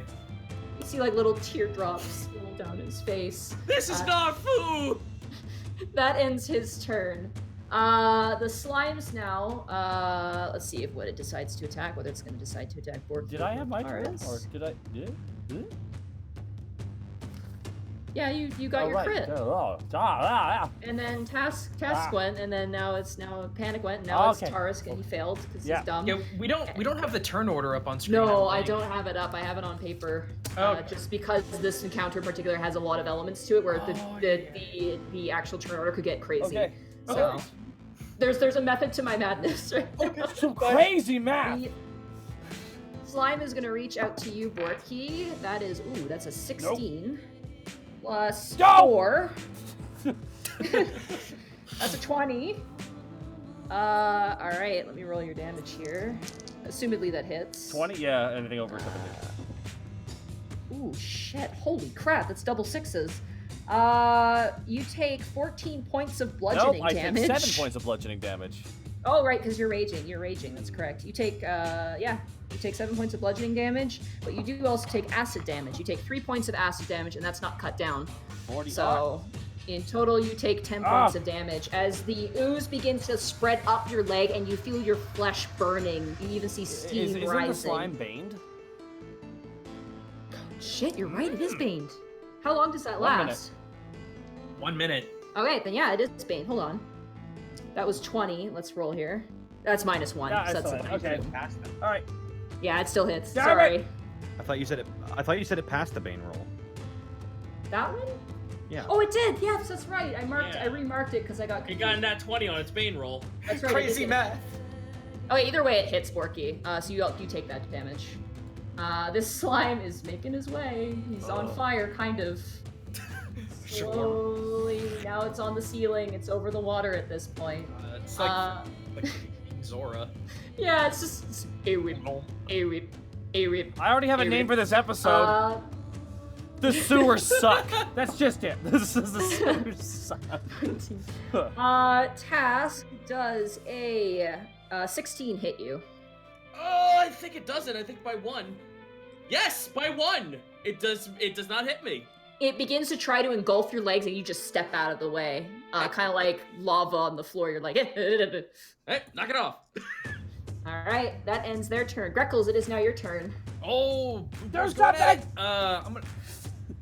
I've been doing plenty. Yeah, he's been doing a lot. Everyone's Borky's been not doing their paying fair share attention. here. Even Taurus is help. Gonna zip in and give it another good old acid stab. Nice. 27. Hot That damn. hits. Wow. So 8. Do I still get You get sneak attack, yeah, because Task is engaged with it. You Boy! get sneak attack. That's another 16. Oh! So that's Jesus that Christ, is- that crit. holy shit. That's 2 6s and a 4. So that's 7 plus 1, that's 8 plus 16, so that makes 24 points of damage. Yep. You kill it. You just take it and you slice it, and you do a thing like a chef does, with a knife where they cut something and they chuck it with the edge of the knife, like the side of it. You just chuck it into the water, it just goes ploop, ploop, ploop, and you just keep doing that until eventually the entire slime is tossed into the deep, deep waters. Cooking with Greckles. Will be tossed. Be gone. Is there anything else you want to do on your turn there? Task, you okay? I'll live. Okay, that's it. That's all? Okay. Borky, it is now your turn again. The slime is currently, climbing up your body at the moment. No. Ew. I'm just trying to think if there's anything funnier than just hitting it with my axe, but I just think that's all there is to it. Borky just looks down at it. No! And Borky just stabs right down with that axe. 12! Alright, let me just check. 12, that does hit it. Let me just check something here real quick. Okay. 12, you don't have to roll damage. You swing down on the slime, and as you do... Oh, one no. second, that's What is slime happening? number- Oh, you're gonna find out here, buddy. Oh no. This kills the pork. Oh, that's right. Axes are slashing damage, aren't they? Yep, they are. And as you bring down your axe on the slime, Uh-oh. you bring forth 2 smaller Oh, slimes. Oh no. They split in half and they become 2 individual forms now. Interesting. Do you want to attack again? And for a penny, Porky slashes one of them with his axe. Okay. Natural 1! Can I use my inspiration die to get out of that natural 1? It's roll based. It's roll based. I'm gonna roll severity. Ooh, this could actually be pretty bad. Okay, it's not too severe. You swing down again with your immense wisdom.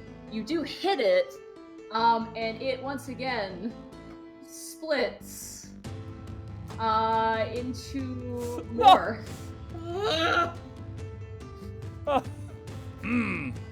I may have miscalculated. 1 second, I gotta write down their new health pools now. Fucking slay the spiral over again. Alright, there we go. Alrighty, that ends your turn, I guess. You can't really do much else. I know what to do, but I don't know if people know what I'm gonna try and do. Okay. Can I do a bonus action real fast here? Sure, what did you want to do? It Borky depends on yells what at you everybody, "Get back!" And Borky holds up Okay. the cripples. Okay. Oh. Task, it is now your turn. There's one on the ceiling. I know. I'm aiming for that one. And I'm screaming at Taurus, run over here. Okay. I'm screaming at Taurus to run over here and taking a shot at the one at the ceiling. Okay. Oh, my list kind of shrunk. Hold on a second. I'm sorry. And a boom, 27. That hits. Let me roll my. 12. Yep, that's 12. You don't have Hunter's Mark on this. Do you want to bonus action move it to it? No, no, because. No. Okay. I think that takes up a spell slot. Yeah, I'm running low on magic as is, so that's okay. a bad So just idea. 12 points of damage then. I'm gonna hit this guy again. Okay, so it's 12 points. 21. That hits. 13. Jesus Christ! Jeez. Holy crap. Wow. You shoot it twice and pieces of it just plunk, and there's only a little bit of it left, but it's still moving. It's still kind of jiggling around on the ceiling. With what little will it has, it's trying its best. And that brings us to Panic. It is now your turn. Panic just looks around at all of this. He looks down at his hands, having spent so much on just the sewer fodder. And he just looks up and he's like, I'm done with this place. Cover your ears, everyone. Oh, and no. Let's see here. Just getting the timing right. And I drag my pick across my guitar and I cast Shatter on all three of these guys. Okay. There is a saving throw for that. The Constitution saving throw. Boom. They're actually good stat that they have. Oh my god. 18. Bigger slime 1 rolls a 9 + 2, so that fails. Tiny slime rolls a natural 20, so it lives. So would he be known as Slim? Slim 1? And then that's a 16 + 2, so that's an 18.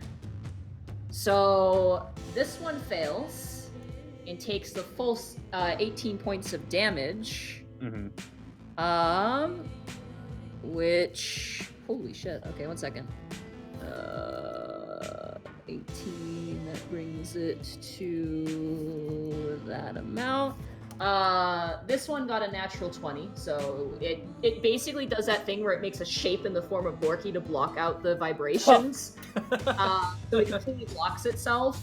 The other one, though, not so lucky, as its buddy kind of dodges out, still does get hit, but tries its best to block the move, and it takes half damage. So I've got a question. Are these are made of organic material, right? Because there is a specification on this. If a creature is made of inorganic material, it has disadvantage on the saving throw. Let me read. Actually, I have to read such as stone, crystal, or metal. No. That makes it sound solid. Yeah, it has to be solid. Okay. I'm gonna say, because like you could hit it and it just kind of comes back together. Okay. But you do damage it. You do damage it quite a bit, and as it sprays out, a lot of it tends to fly back like snot in the wind, and what's left kind of reamorphosizes back into its form. It does it though, because I also use striking chord. Okay.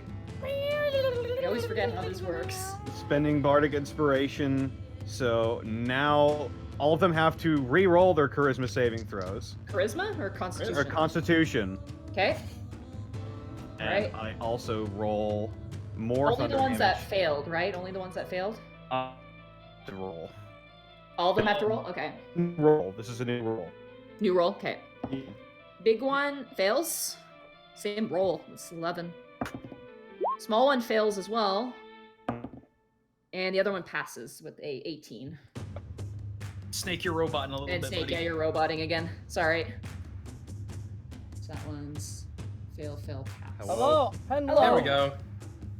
So 2 failed, 1 passed. All right, so they all of them take 4 thunder damage additionally. All of them, some of them passed. Yeah, but they all still take the damage. This is a different roll. This doesn't affect damage. Okay, but then why did I roll Constitution?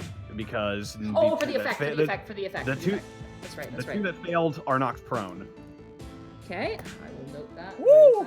How does one knock prone? They cannot be knocked prone. Well, I still did more damage to them. Well, yeah, you did more damage to them. All right. They just have little feet underneath and they just tip to the side and kick. All right. Oh, All right, that ends your turn there. Yeah. Taurus, hearing the odor. Oh, odor. Well, I mean, smells. their owner's command, you can only move 30 feet.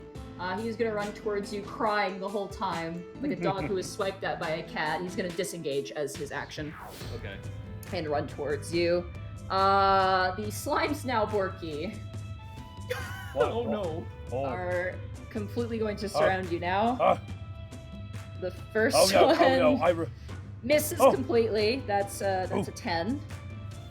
The second one, that is a 6 plus 4, so that's a 10 again. Always be mindful of your surroundings. Oh wait, that was a 5. CQC. And then the last one is a 13 plus 4, so that's a 17. Does it Does match that it? hit Does you? it hit? Yeah, No, it hits. wait, can I? Damn it. Okay, never mind. I can't use my inspiration dice for that, but that's okay. Yeah. You take 9 points of bludgeoning damage. So what do we knock that down to? Which is halved, so that goes down to 4. And then, you take 5 points of acid damage. As your bird, it like high fives your thigh, like just slaps it. So I take how many points of acid? 5? 5 points of acid damage. 36 health. Damn, I'm getting. Oh darn. Hey. Oh boo. The big one is so determined. No! No! Oh god!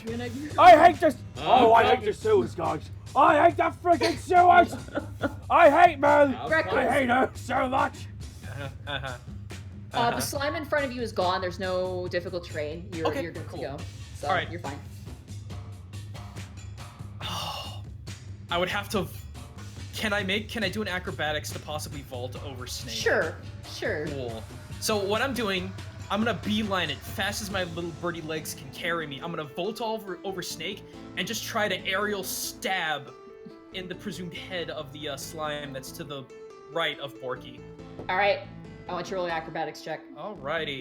That's a nat 20. Natural 20. You do even better. You don't jump over them. You run and you do like the Kirby slide, like in video games where you slide on both your legs. You slide between Panic's leg. Panic, you're just like, whoa! Like as Greckles comes sliding between your legs. It makes it even better because there's actually a bit of slickness to the ground, so it works even better. Cool. And you can go ahead and attack there. Alright. Eat the scary ass dagger stab! Nat 20! Natural 20! Boom. 11, 16. Do I get sneaky damage? You do. Crit, I believe, automatically gives you sneak attack damage. I could be lying, though. Don't quote me on that. Yeah, I never saw that in the manual, but yeah. Oh no, it doubles. It doubles sneak attack damage. You don't get sneak attack damage. So you just get the regular damage, but it's a crit. Yeah. So that one in front of you, that's 9 plus 2, that's 11. It's dead. Oh, it's dead. It's dead. just straight up dead. You, once again, you just go, just like piercing and stabbing it over and over and over until it's reduced to nothing. The fucking mightiest uppercut. I got you, Porky. I was gonna summon Gripples, but you'll do as a backup bird.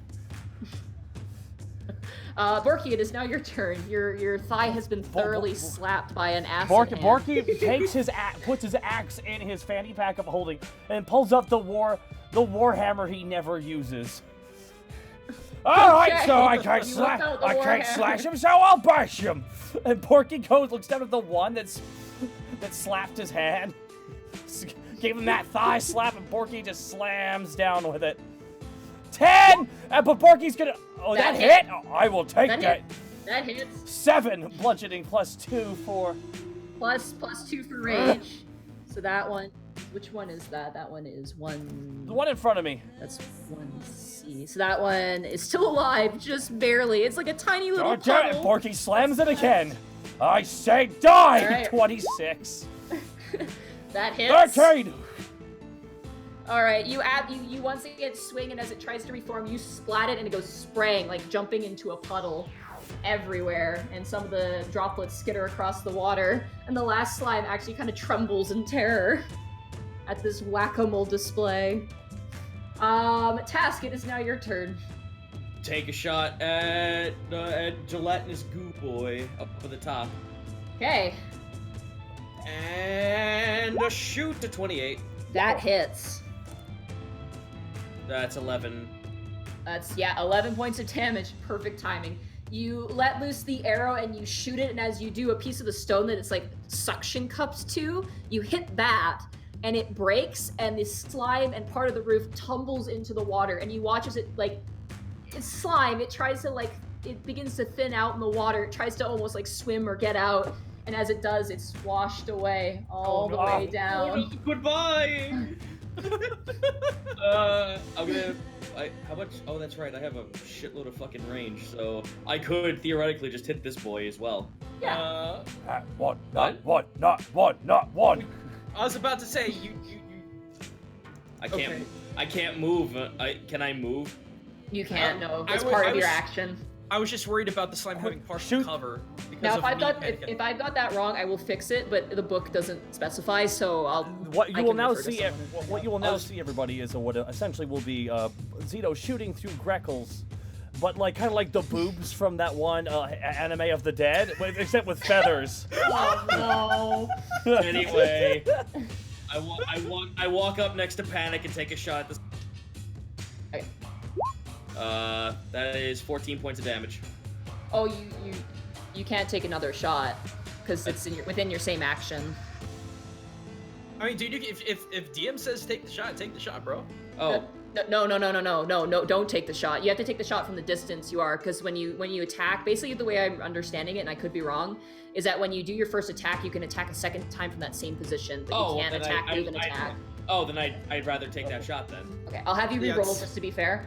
Alright. But yeah, no.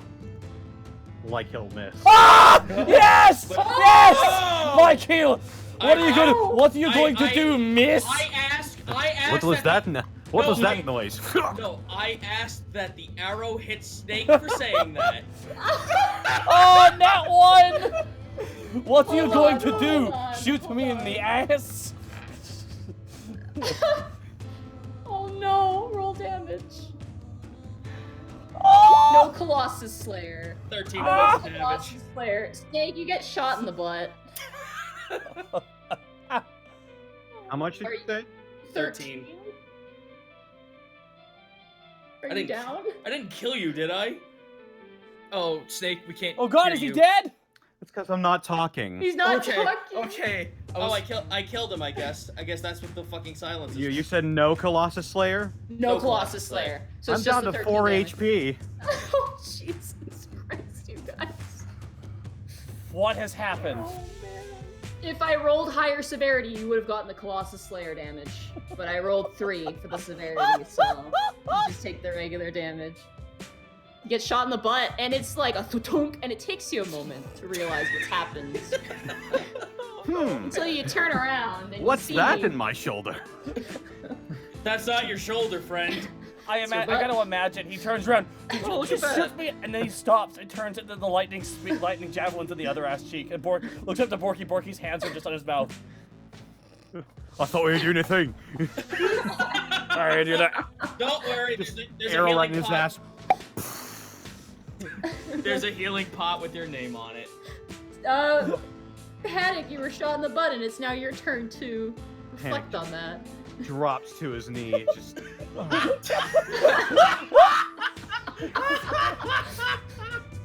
Oh man. Looks back to Task. Tried to do a guy a favor. Go down into the sewers and fucking try to rescue his girlfriend. What do I get? My An arrow what? in the fucking ass. And I look at the My slime. what? And I just lean down and I get real fucking close to it and I say, leave. Go find bigger food. Vicious mockery. Okay. Vicious mockery. I love that we're still in combat. Yeah, you are still in combat. Can you click vicious mockery for me? Sure. That is surprisingly they're not immune to psychic damage. And then that's a DC Wisdom save. Oh boy. Good wisdom. Yeah, that's a 6. They fail. Yeah, no, that does it. It looks at you actually, wait, hold on. Sorry, that was 4 points of damage. I can't do simple math. No, it's not one I health. wanted to shrivel into a small bubble and then just.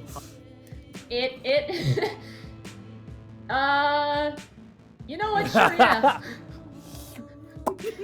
It like pops and then you assume that slime for yeah, sure, understand, and it just goes away. I will use my magic. Is it your cut now? Come back in real fast. I'm gonna kill the chat if that happens. Oh, then Oh, stay with it's us. right. I love you. There you go. He's back. We're good. I said I'm going up to Snake and I'm going up to Panic and I'm using Cure Wounds. I'll use my last bit of magic to do him a solid. Okay. Take 12 points of healing. While you do that, the slime is just slowly making its way out, kind of like casually, like it's just walking out of like a cafe, like, oh, my friends are dead. That was a Just hell of a leaves. fight, Panic. Oh my god, what's in your ass? It just slime just grabs a latte. Just all right. Okay, I saw okay. nothing. Borky comes up behind Panic. Okay, Panic, I want you to stay still. Borky puts his left foot on the left butt cheek. remember the last time you did hold this? on. Are these barbed arrows, Task? That you'll be No. fine. See, and Borky. No, because Borky pulling the arrow out without proper medical procedure can make the Pour wound some potion in worse. it. Good. So I'll just have an arrow in my ass. No, through that's this why whole journey. That's why I cured Panic. I already have the arrow. Oh. I cured you. Yeah, you 12 points Oh, of healing. while I You're was good. paying attention, you pulled the arrow out. Yeah, as in fact, Borky, as you go to grab it, it just gets pushed out of Panic's body. And just... What? That just looks kind of weird from the side, you know. just lands on the ground. It's All covered right, in blood now, still, but it's there. Task also gives him one of his healing potions. Panic just swipes it, pops the cork out. Drinks it. I'm taking a survival roll on whatever the fuck this thing is before we run back to John. Let's see what this thing. is it's the classified trash as, and let's monster see if we can taste. identify it. Yeah, I'd like to help out with that too. Ooh, this would be a knowledge arcana. Oh. Well, that's not good for me. I'll give it a go, but fuck it, here we go. Yeah, no, I don't know what it is. I just want to fucking break it apart now. I rolled a 17. 4. Okay. 4. This is honestly perfect for the characters. Greckles, in your time kind of being a roguish type, this isn't your first time kind of being in a sewer. You've been in sewers before, just mostly just to get some information. And you do remember in particular one sewer where they did have kind of a guard beast called an Otyug. It basically eats gross shit. Literally eats shit. And ooh, nice. And you know that this one's probably wild. It kind of just waited to ambush, and it was probably just having the time of its life down here. Not just anymore. eating What it wanted. Roll a nat 20 on that survival Nat check. 20 on that survival. You get 12 Otyug teeth. Yeah! The one tentacle that swept downstream, and the other one's kind of wrecked, but you managed to salvage the other tentacle. All right, 12. How do you spell this thing's name? Otyugh. I probably am saying the name wrong too, but oh well. Teeth and a Otyug tentacle. Yep. All right. All right. Well, Panic. If you require more healing, I give you a pot. So please, I'm good. please waft it. And I apologize, but let's keep moving. Good hunts all around, but let's catch up to John. How's your ass doing there, Panic? Yeah, go to the sewers, covered in shit. Yeah. Hey, Panic. That reminds me actually. I kind of owe you an apology.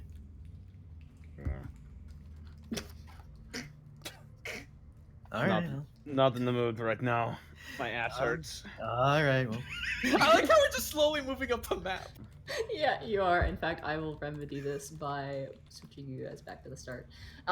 You guys make your way through the sewers, sore, kind of gross at this point. Oh, I can't wait burned to a see little now. bit. Do we all have? You guys are a Do we little all have banged wet up. shoes? That wet boot. Yeah, like. Yeah, that's except for Task, who's not wearing shoes, and Greckles, who's not wearing shoes. And Hey man, I took damage too, so don't worry about it. But I will say that Panic, you have boots, and they're waterproof. You're fine. Borky, you're the only one who's having the wet shoe issue because you're kind of wearing. Do you like, want me to sandals, carry aren't you, Panic?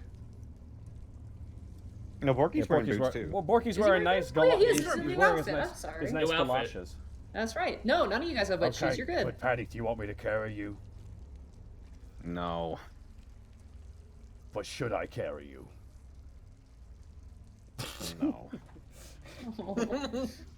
That's You code guys. word for yes.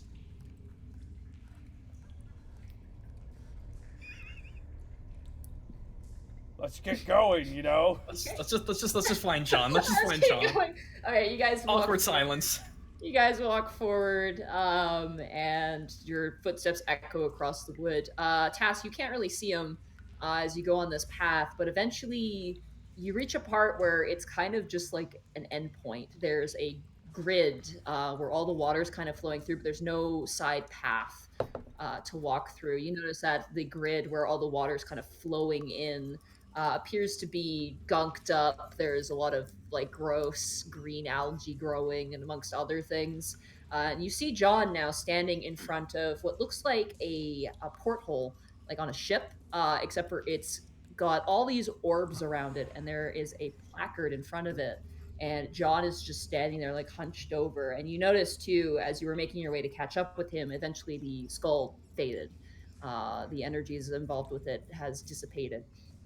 And yeah, you see basically what looks like a tiny little, big enough you guys could fit through, but a porthole.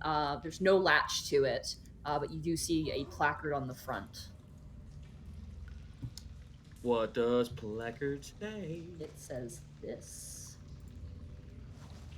Oh dear. Oh. It appears to have 5 like square tablets, and then there's a sort of a set point where you can insert them, and scribed in what you assume is blood, but hopefully ink is appears to be a riddle. All right. What steps the least set towards the dawn? What steps the most walks to night and beyond? To breath and speak. To breathe and speak. To breath and to breathe and speak, he treads very weak to strong, and all things the day remind The days them? remind them. They don't. Yeah. The days remind them they don't have very long. Okay. You guys can move these tablets. You should have control over them. Sweet. This is cool. All right. So obviously, I'm thinking what steps the most, the thing with most legs. Yeah. Steps the least. So That's the least. So, well, I think the elemental He would doesn't step have the legs. least. yeah. However, let's see. What steps the most and walks to night and beyond? Well, the things on here we can see, like, apart from the elemental that might be a little bit different to pinpoint, that might have to do with night and day. Everything else we know can walk. But which is night and which is day? I would think that night... I will clarify this because I'm nice. The left is dawn, and then the right is night. You can tell it's very subtle, but there's color. Oh, I am seeing that. Also I didn't see it. I just noticed obviously that. this Okay. goes here. Also, for the record, for people watching on the podcast, there are 5 little pieces on this placard of a mouse, a man question mark, a bug, what looks to be a fire elemental, and a dog or wolf. All right. So what steps the least out of all of these? I would have to say the elemental. Yeah, elemental. Yeah. And it sets towards the dawn, so fiery. Steps the most, walk to night and beyond. Breathe and speak, he treads very weak to strong. Very weak, too strong. Weak to strong. I would say doggo? then mouse, dog, human. Is that from left to right, or from right to left? Because I would say. I would. You think can all it's move it. You can all move it. So if you want to try putting, I codes. would say it's mouse, human, dog.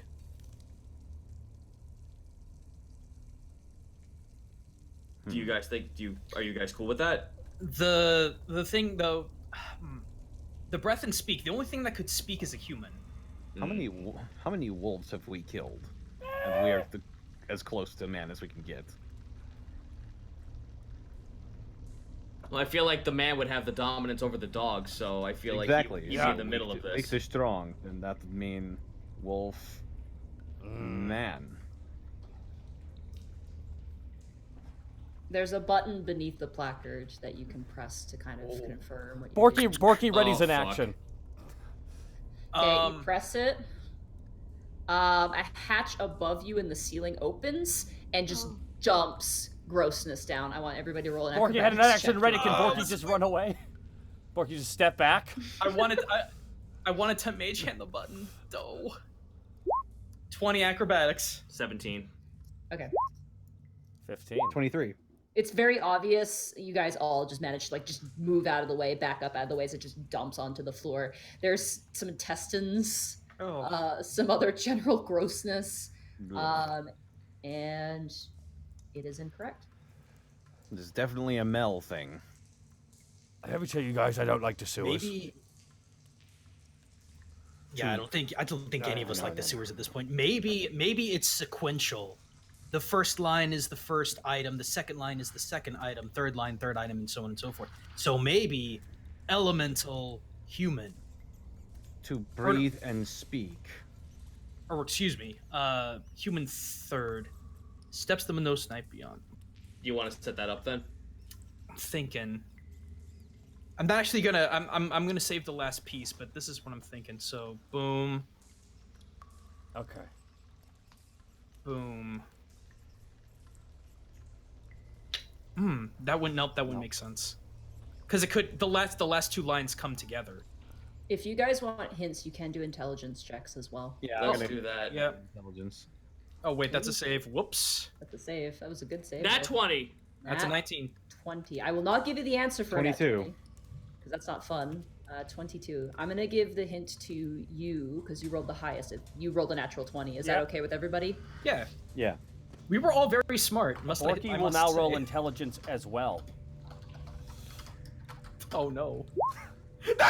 Natural 1. Oh my fucking Christ. You guys watch as Borky grabs one of the tablets and begins to try to eat it, and you just kind of stop him. You're like, stop!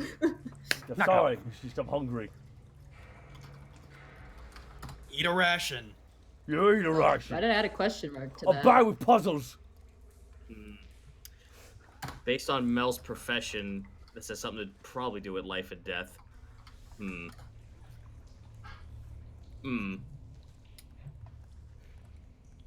She better have a real good plan, really good heist after all this. Well, if it's based on her profession, let's try to look at this as a metaphor. Lesser profession, but the second thing I said. Life and death, then.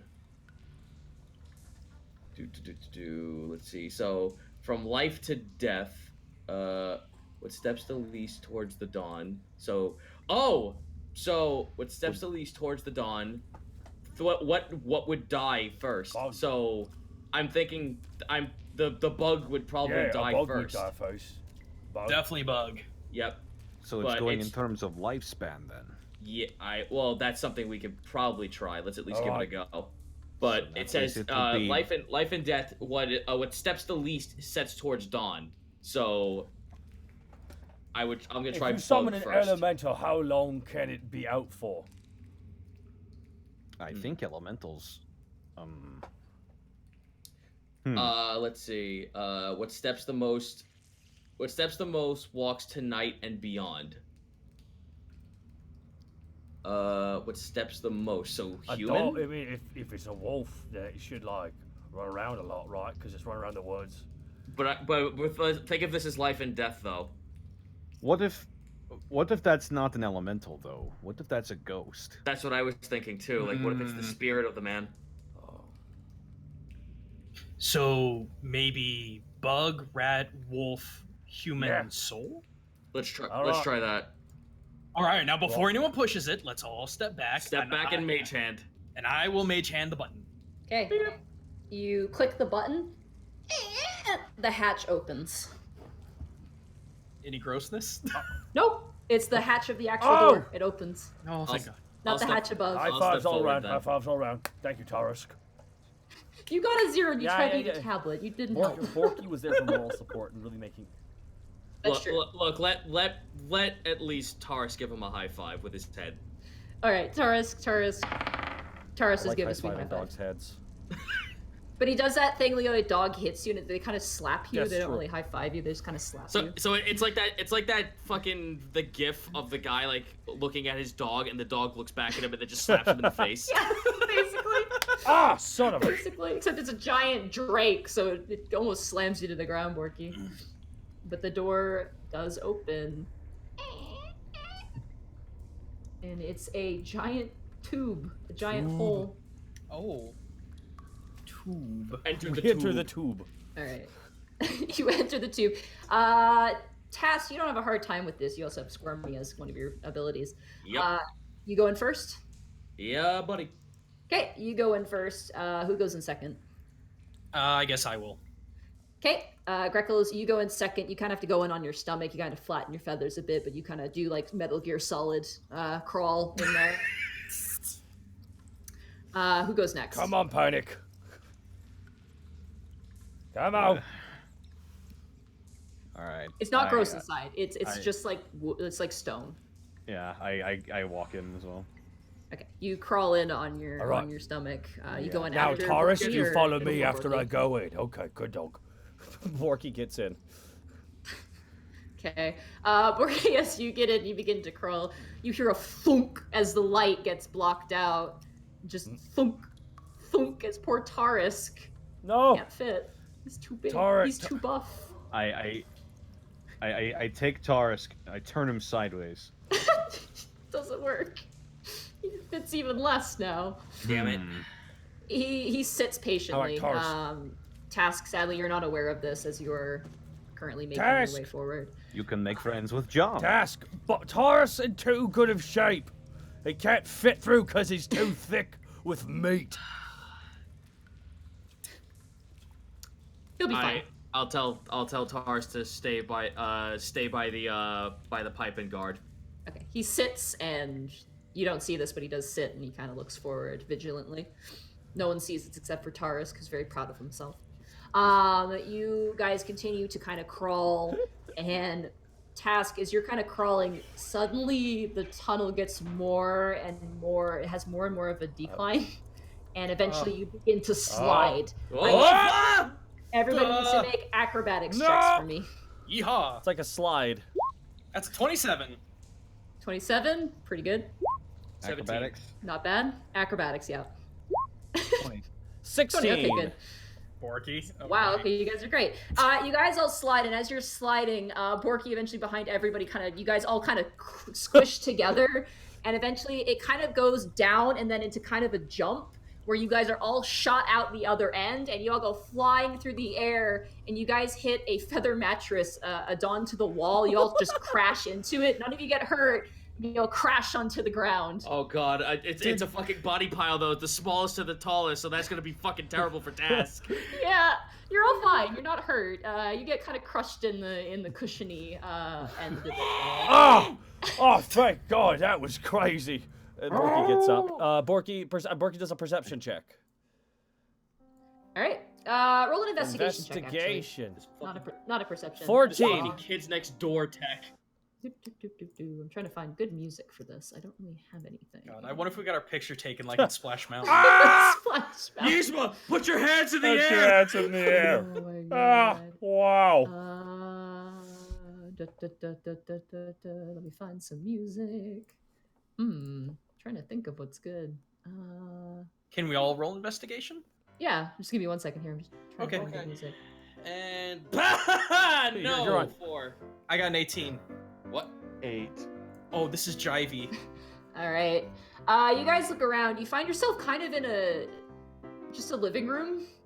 It's simple. It's kind of modge podge together. The furniture doesn't match. Not a single piece of furniture matches. There's like a boy band poster on the wall.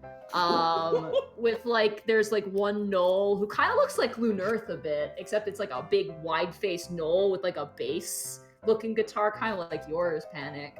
And you see kind of a little kitchen and some other things. And as you guys kind of step in, you hear a ding, ding, ding, ding, ding attached to the cushion you guys crouched into.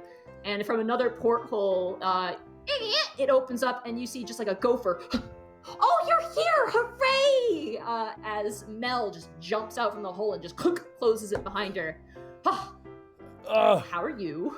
I assume we're just standing there dripping, Yeah, no, we dead. all of us are standing there looking at her just like, are you fucking serious? Shut up. Fantastic. I'll put on tea for you, and I won't poison it this time. She goes over to the kitchen and This begins to- time.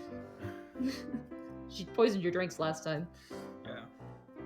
I'm so glad you could make it. I wasn't sure, but Hosrad said you guys are great, kind of. But I trust his judgment. He's an information broker, and he never gives you a lie. Never. Never. Well, What kind of tea? Would you like Crimson Orchid? Would you like Eastern Isles do you chai? have health? I Do you have some health green potion? tea. Ooh, health potion. She begins to, like, pat around her robe. Nope, sorry, out of those. Let me roll. She has a health potion, actually. And she lifts her hands. Dang. Nope. That's kind of the opposite of what I do. You know what I'm saying? Yeah. Anyway. Panic pulls out a chair and he sits down and he begins to play Song of Rest. It's a comfy chair. Click Song of Rest. That's a spell, right? Or no, that's an ability. It's one of my abilities. There we go. Do I have it? Oh, yeah, perfect. So spending one or more hit die. Okay, yeah. So this is definitely going to count as a short rest. So you guys get to heal yourselves. I always have to double check this one. I always forget about short rests. Let me find it real quick while Mel makes you guys tea. In fact, if you guys want to take a break right now, I'm gonna go to the you bathroom can. real fast. Yes, This would be the One perfect sec, guys. time. Be right back. And then we call out some bitch call Everybody outs. rolls 1d6. 2. Fantastic. 2. That's okay. 1d6 short rest. Up to the character's Be right back maximum. as well. So Roll the nat 1 on that heal, so only 2. you can roll up to 5 dice. It sounds like. Oh. Character can spend up to 1 or more hit die at the end of the short rest, up to the character's maximum number of hit dice. So for you, it would be 5. Oh, okay. Everyone's would be 5. So.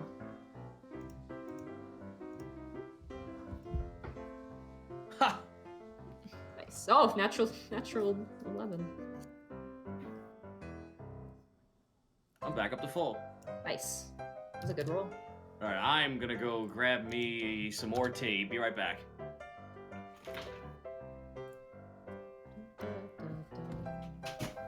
All by 1 second here. myself. Oh, no, not by Alright, 1 myself. second here. Hello. Let me just pull up some Streamlabs here. Let me just I'm gonna crunch on some crackers if you guys are okay with it. for right That now, sounds good. yeah. Now's the time for snacks. Mel's gonna get you guys situated Some up. quick shout outs here. Nostar, thank you so much for the 500 bits. Dragon Man 99, thank you for the 500 bits. Emon Tizzle, 1500 bits. Also have some fucking bits. Take my love, my anger, and all my sorrow. Greckles, acid stabbing. Joker 18, thank you for the 500 bits. Argent Lyle 13, thank you so much for the 500 bits. And we got subscriptions like on the Wazoo too. My goodness, guys. Emon Tizzle, Spirit of Love. Random 18, Deluna 13. This is great. Hirogatics, 1,000 bits. Hey, Taka wanted to give you bits for how much I love this stream and you guys. Thank you so much, dude. It's greatly nice. Really appreciate that. Hirogatics, thank you so much for the sub as well. Royal Ghost, thank you for the sub. Caveman0803, thank you so much for the sub. And Joan, oh my goodness, this is updating too. I think also PM Ghost resubscribed too. Thank you. Is that PM Ghost or was that? No, that was another ghost. Sorry, I'm getting my ghosts confused here. Forgive me. Too many ghosts. Portal Jumper 339. Thank you for the 500 bits, dude. This music is so perfect for this right now.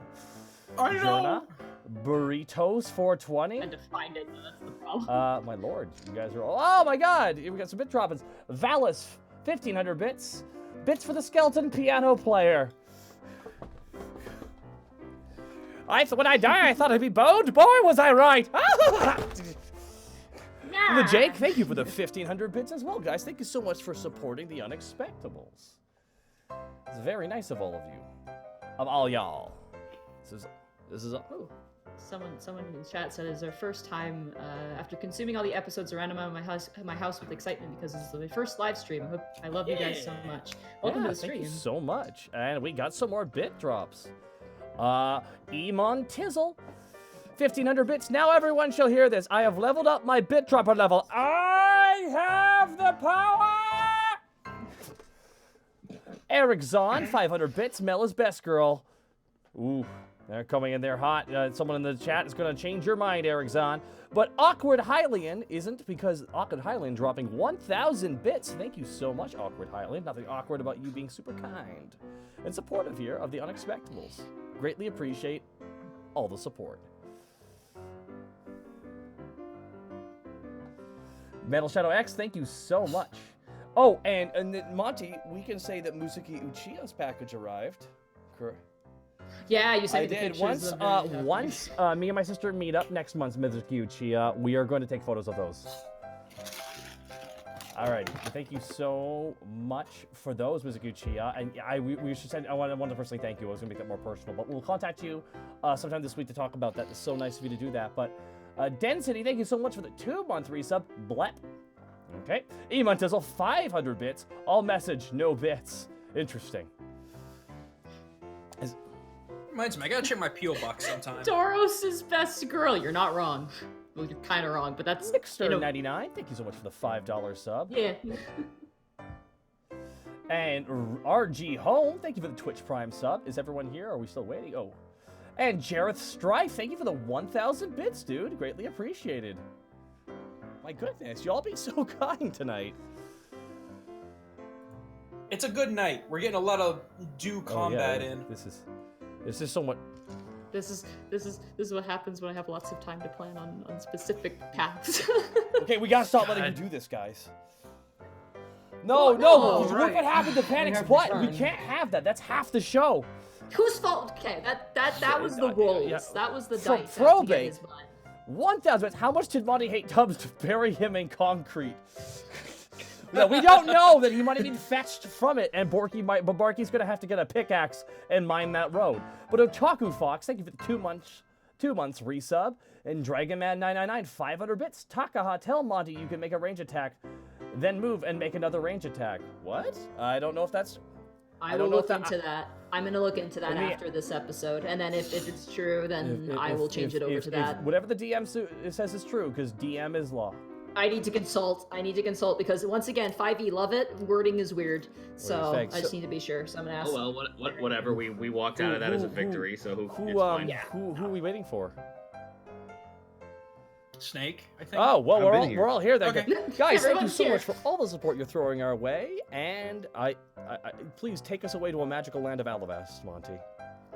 All right. At this point, as you guys kind of sit down and have yourself a little rest, Mel gives you all tea that you request, as well as a bowl of popcorn and like some just like biscuits. Like she's got like biscuits and food and like a fruit platter.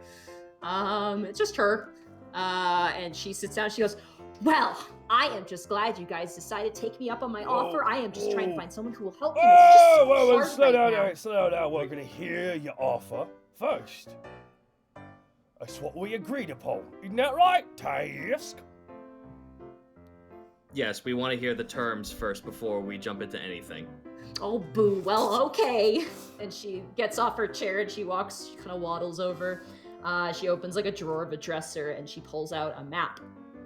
And she walks over and she like kicks the door closed and then hobbles on over.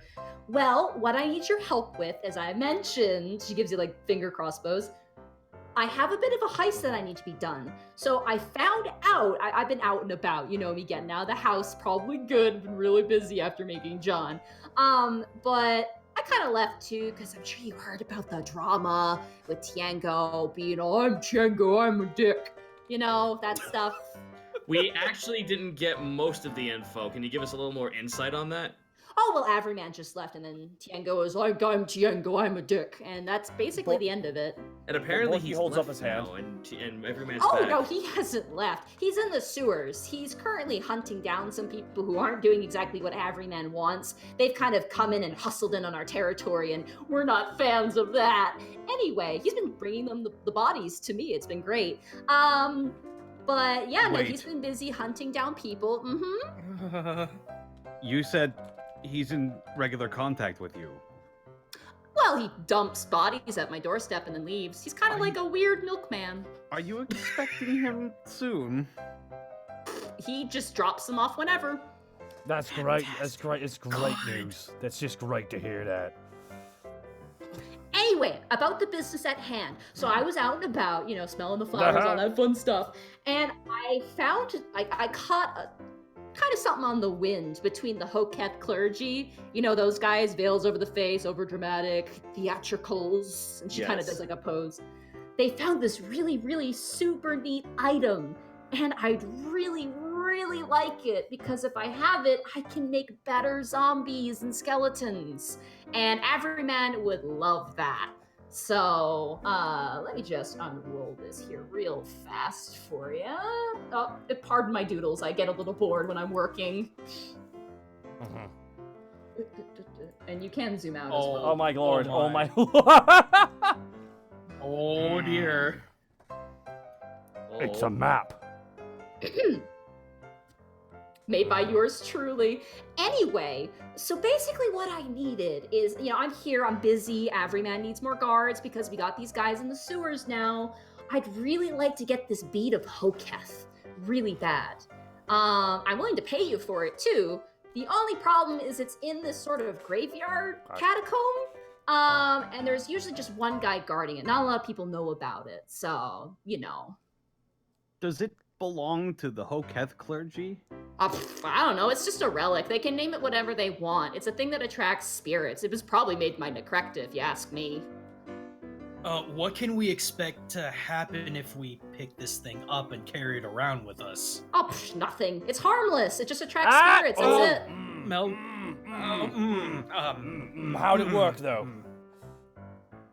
Okay, so What do you like, mean? if you need it for like better zombies, does that mean if we get it for you, more zombies will come to you? Okay. No, okay. you're so funny. Have a biscuit. No, She kind of pushes I'd the like plate towards my you. questions answered more than a biscuit. Borky just sitting there, staring Oh, right at her. I like my questions answered, please. Basically, think about it like this. Yeah, You go yeah. fishing, right? Now, what works better? A fishing hook with nothing on it, or a fishing hook with a worm on it? See, Mel, this is my problem, though, is that if we're carrying this around and you say it attracts spirits, I would really appreciate if we didn't get set upon by gas and ghouls and ghosts and things like that. And also, the Hoketh are actually very attuned to the undead or the spirit realm, so us carrying this around certainly will get their attention, even if they're not physically seeing us. Well, that's why you bring it directly to me, so it's not a problem. She gives you a wink. But in regards to the ghost thing, you don't have to worry about that. It has to stay stagnant in one place for a while. The catacomb might be a little bit dangerous for there, but because there's Hoketh clerics around, it should be fine. How much are you paying us? Oh, for that, I give you 10,000 gold pieces. Guys, can we assume talk in the our- corner for a sec by ourselves, real fast? Excuse us. The draws have hit. Excuse jaws us, have hit the excuse floor. us. Borky takes them all. Tell them all. Yeah, of course. Okay, they're doing a huddle. All right, that's like 10,000 is a lot, right? Yes, Like, 10,000 is a so lot. how much is that each? 250. 200. Oh, that's a lot more than 250. 205. Borky looks up and just waves at her. Goes back. She waves All right, back. but that's a lot of money. But we are stealing from the Hoketh. Ain't Balfour Boughton's like his waifu? Like he runs it right, but like she like knows everything. So if we steal it, doesn't she know that? Maybe we can have an ultimatum. Maybe we can have an ultimatum to this. I don't want to steal from the Hoketh clergy. I'm sure none of us want to. We want to be on good terms with anyone on the surface who can easily just walk into our front door and tear down our entire establishment. Well, that's the thing. It's in a graveyard. We don't know if it's actually owned by the Hoketh. But that being said, us dragging it back, the Hoketh, if they catch on, I'm sure they don't appreciate the fact that we would be responsible for bringing in more undead into the city. Yeah, but I'll be honest, guys. I'm not sure this is a good idea in the long run. We're trying to get back in the good graces of the town, aren't we? Like, as good as we can get. But, like, it's 10,000 gold. Well, hold on. While we don't want to steal from the Hoketh, what if we find something of equal value outside of the city? To trade for the Such bead? as... I don't know what that such as is, but we can actively search for it outside of the city walls and bring it back somehow. Hold on, one Honestly... Borky pops his head up real quick. How long do you... what's the time frame for this? Oh gosh, as soon as possible before they move it. When are they moving it? Whoa. Who's moving what? Oh, the Hoketh clergy will probably move it into the city. This is not in the city. This is outskirts.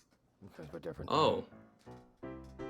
But the Hoketh are going to retrieve it? Well, they're currently guarding it, and then they're probably going to have someone move it, I assume. Oh, boys, I don't want to fight the We're not Hoketh clergy. I don't Why don't either. you wear a hat and go up and be like, look at me, I'm a pretty girl or boy Hoketh priest, and just seduce them that way. Because people can see through that. Okay, then we said Borky. panic as a default plan. Oh. Okay. No, guys, I will say this. I am also not very okay with doing this. I still like the better... the only other alternative I can think of is to find something else of equal value or something different that we can offer. Otherwise, I don't want to fight a church of undead. That's it. Because I was sick of here with my head. That if you do that, right? If we go in there after it's been sitting a while, like then the ghosts come, right? How long has that thing been sitting in that temple for? Yeah, we could... Are we even equipped to fight I always spirits want and to things? suplex one, but preferably on my terms.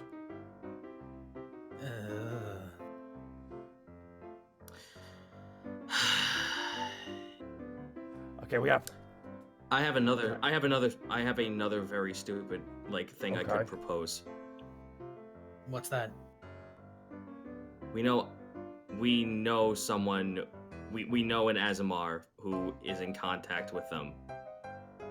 I know this is gonna sound crazy, but what if we could somehow barter to obtain this item from them? I severely doubt the Hoketh clergy is gonna barter for something this powerful. And even if they did, it'd probably be astronomical. Remember, we're still a bunch of yahoos in the lower district. I don't even know how much respect we have in the town so in if they general. respect us or not, they're all a bunch of assholes. They either like us or they don't, you know? Well, that's beside the point, Borky. We're still stealing from the Hoketh clergy, who we are on good terms even on. more people not liking us.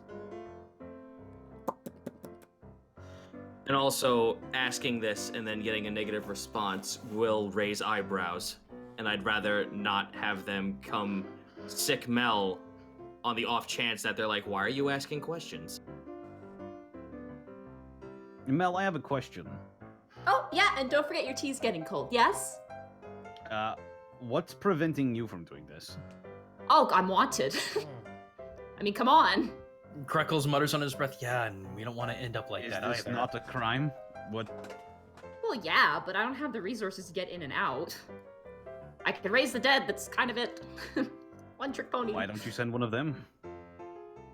Oh, they're clerics. Do you not know what a cleric does? No, we do. That's true, actually. They have this thing where they just make the undead go away, and ooh, I know, hate I it. know. It's awful. Why not Tango? You're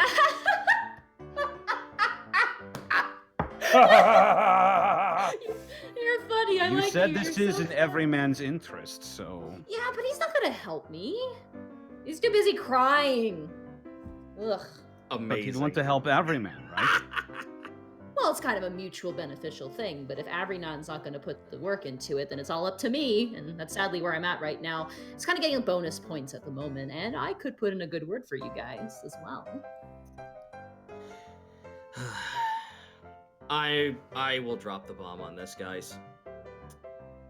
Mel, as much as I would absolutely love to help you, and you know I have some sort of kinship and affiliation with necromancy in some way, we have too much of a public face above the surface, and we know far too many people that if we were to act upon this, it would absolutely not only be devastating to our business, but also probably get us executed. Mel, let's put it this way. This might be a poor investment at the moment. I have no qualms with finding something of higher or equal value outside of this city. I appreciate that, but this is what I need. But I'll keep that in mind. Mel, can I ask you a question? Yeah. Would it not be the wiser decision to plan ahead and then try to do something this grandiose? Oh, like when they're moving it. Something like that. Shifty eyes, left and right, left and right. I like the way you think. Shifty eyes, left and right, left and right, left and right, left and right. Sweats intensify. Like you're a thief or something. Left and right, left and right, left and right, left and right. Well, I can't say I'm not disappointed. I will say that. But you know, I understand. I've met other people like you who are too attached to the surface and those goody two-shoe Hoketh clerics, but that's okay. At least you guys got some biscuits and some tea. A bunch of thanks stars. a visit. Yeah, Mel, you have a massive slime infestation on the way here. Oh, those guys, I just avoid them. John didn't. You might want to go repair Oh, John them. doesn't worry about He that. like Oh, he's walk- fine. I'll just put a He like band-aid on him. He'll be walk right good. through a jelly. That's why I made him. Oh god, all the skeletons I lost to those things. That's terrifying. Terrible. That's terrifying. Terrible. And there's Tash just literally looking at Mel, just like with the biggest, like, I have no idea how I can't apologize anymore to you for this. All right, well, Like, expression on his face. well, Mel, it's been great.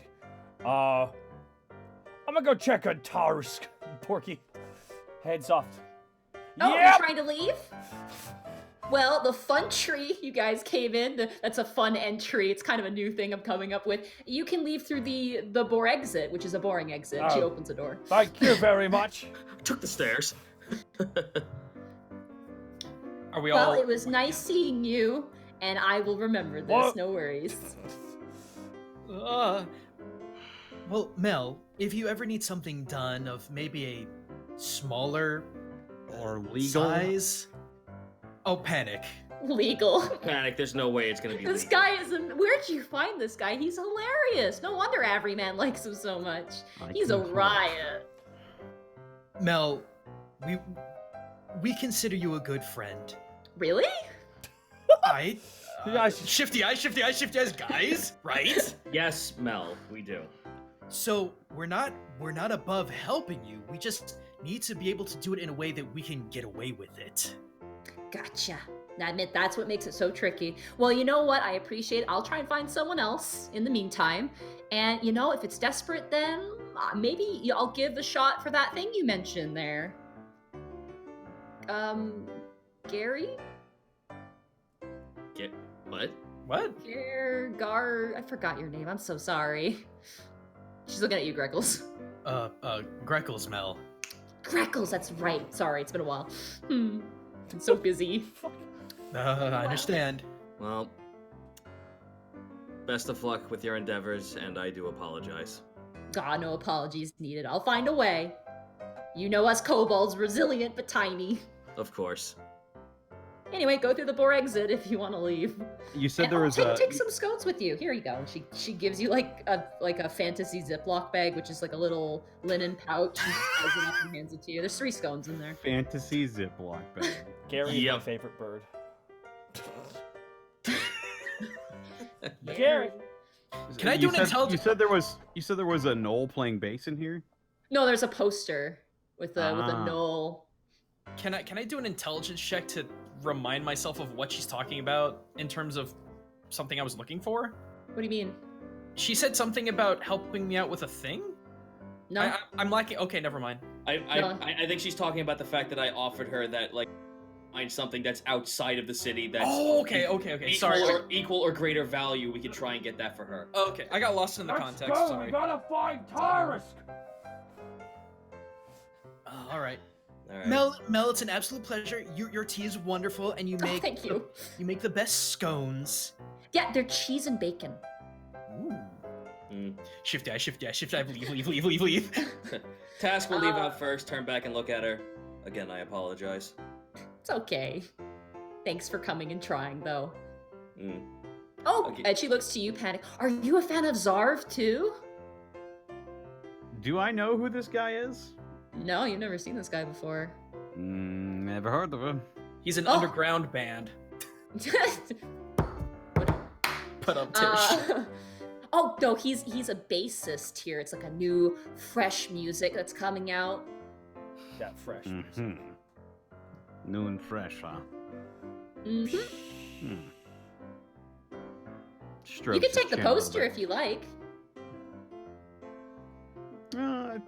I think I'll just keep it in mind. What was the name of? What was his name? Zarv. I will write it down for you. Zarv. That's such a cool name. He's a Knoll, too. Yo, that's so cool.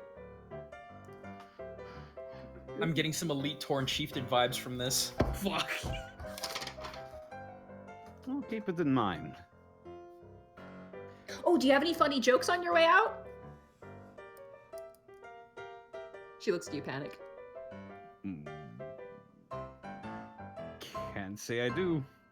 Aw, boo. Oh well, get out of here, you scamp. She kind of gives you a little smack on your butt where you got shot by the arrow. Tender. Bye-bye! And she closes the door behind you guys. The exit. The boring exit. You guys. Okay, who actually wants these? I can't have them. I say we hold on to them until at least get out of here in case they're laced. Alright, so we should leave because Tango, the Red Death, is like running around here to sue us. Let's find an exit point close to where we are and get out. Tarisk, the best boy. Yeah, well, when we leave, wherever we're exiting out of, I want to look and find Tarisk. Oh wait, guys, hang on a second. Goes back. Quickly knock on the door exit. It's the Boar exit. You need to go through the fun trance to get in here. We are not doing that, Greckles. Where's? Is that her talking? Like, can she hear? She's talking through the door. Yeah. Okay, good. Where's the nearest exit? Oh gosh, I don't know. There's not a lot of exits near here. If you just go back the way you came, and then there's like a 4-way cross. You kind of walk through the water. I think there's an exit near there. Thank you, Mel. All right. Bye. Well, we're getting out of here, so don't worry about it. We make our way. Yep. You guys leave and you exit out like it's like kind of like a building with 2 exits, like a big giant mall, like a Sears or something where you walk in one way and you walk out the other, a little bit like disorientated. Yeah. I want you guys to roll a survival check to get your bearings here. Our bearings? Oh, they're good. Yeah, because we don't know where we are in the city. You don't know where you Here are. I go. Oh, that's a 9. 23. 23, not bad. Survival. 19. 5. 5. Greckles and Bork, you start going in one direction, and then Task and Panic start going the other, and then Task and Panic, you stop, you grab both of the idiots, and you kind of push them in the right direction. Move on. After about 5 or so minutes, it's actually a decent walk. Eventually, you find Tarisk, and John is gone. Bye, John has John. left. All right, summon Tarisk over here. He shoots up, and he walks right up to you. All right, let's head back, and then first exit we find, we exit out of here. Okay. You guys make your way through the carnage. The Otyug is currently like now half.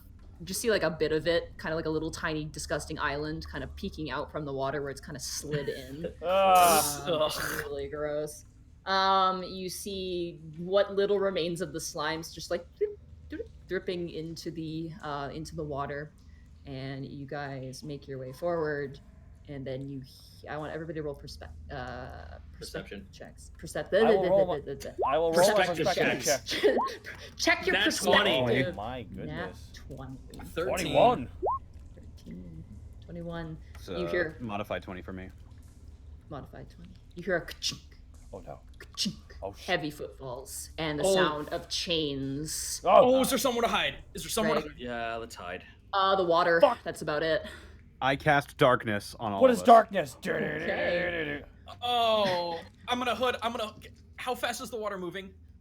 It's stagnant on top, but you don't know how fast it was. Seeing the slime being pushed away, you get the sense that it's pretty fast. You cast darkness, and just darkness surrounds all of you. And you see. I'm gonna lay prone. Borky just does the cronk. Oh, thing up against the wall, but not making the noise. You guys see rounding a corner with a sack on his shoulder and currently dragging behind him. You ever gone fishing and there's like that chain you can get with hooks on it? You can hook the fish onto it. Think about that, but like human size. Currently dragging corpses behind him. You see this. The red. Oh! Oh, my lord! Oh, jeez. Yippee. He's got checker pants. Now you What know a he means loser. He steps forward and real then fast, as he can you sees the can you darkness, he kind of repost just that real stops. fast? Sorry, I accidentally clicked something. There you go. Tango! Tango, the red death Tango! Well, we're dead, guys. It was fun playing with you.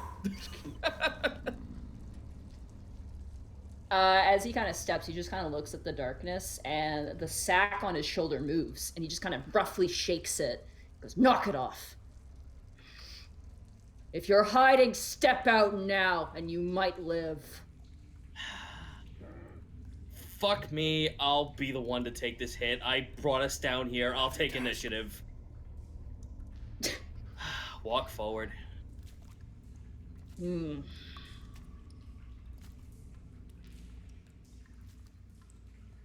Are you casting that spell?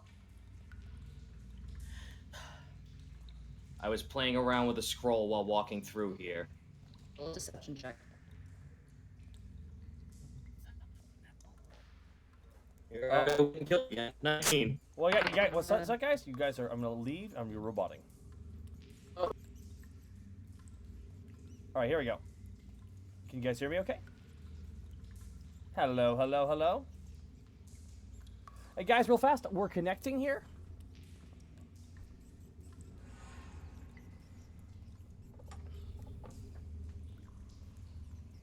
One second, guys. Here, we're just gonna try and reconnect here.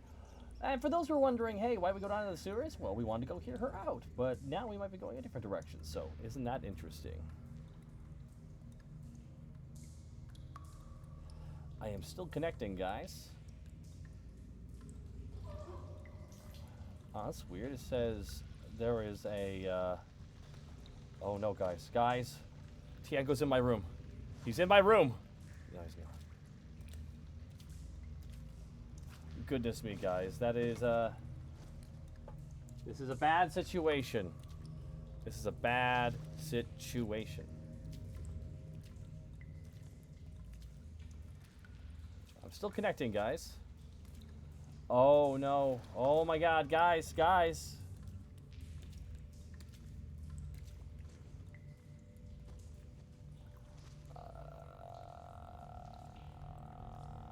One sec, guys. I'm gonna have to Control-Delete and turn off Discord and reboot the whole system, guys.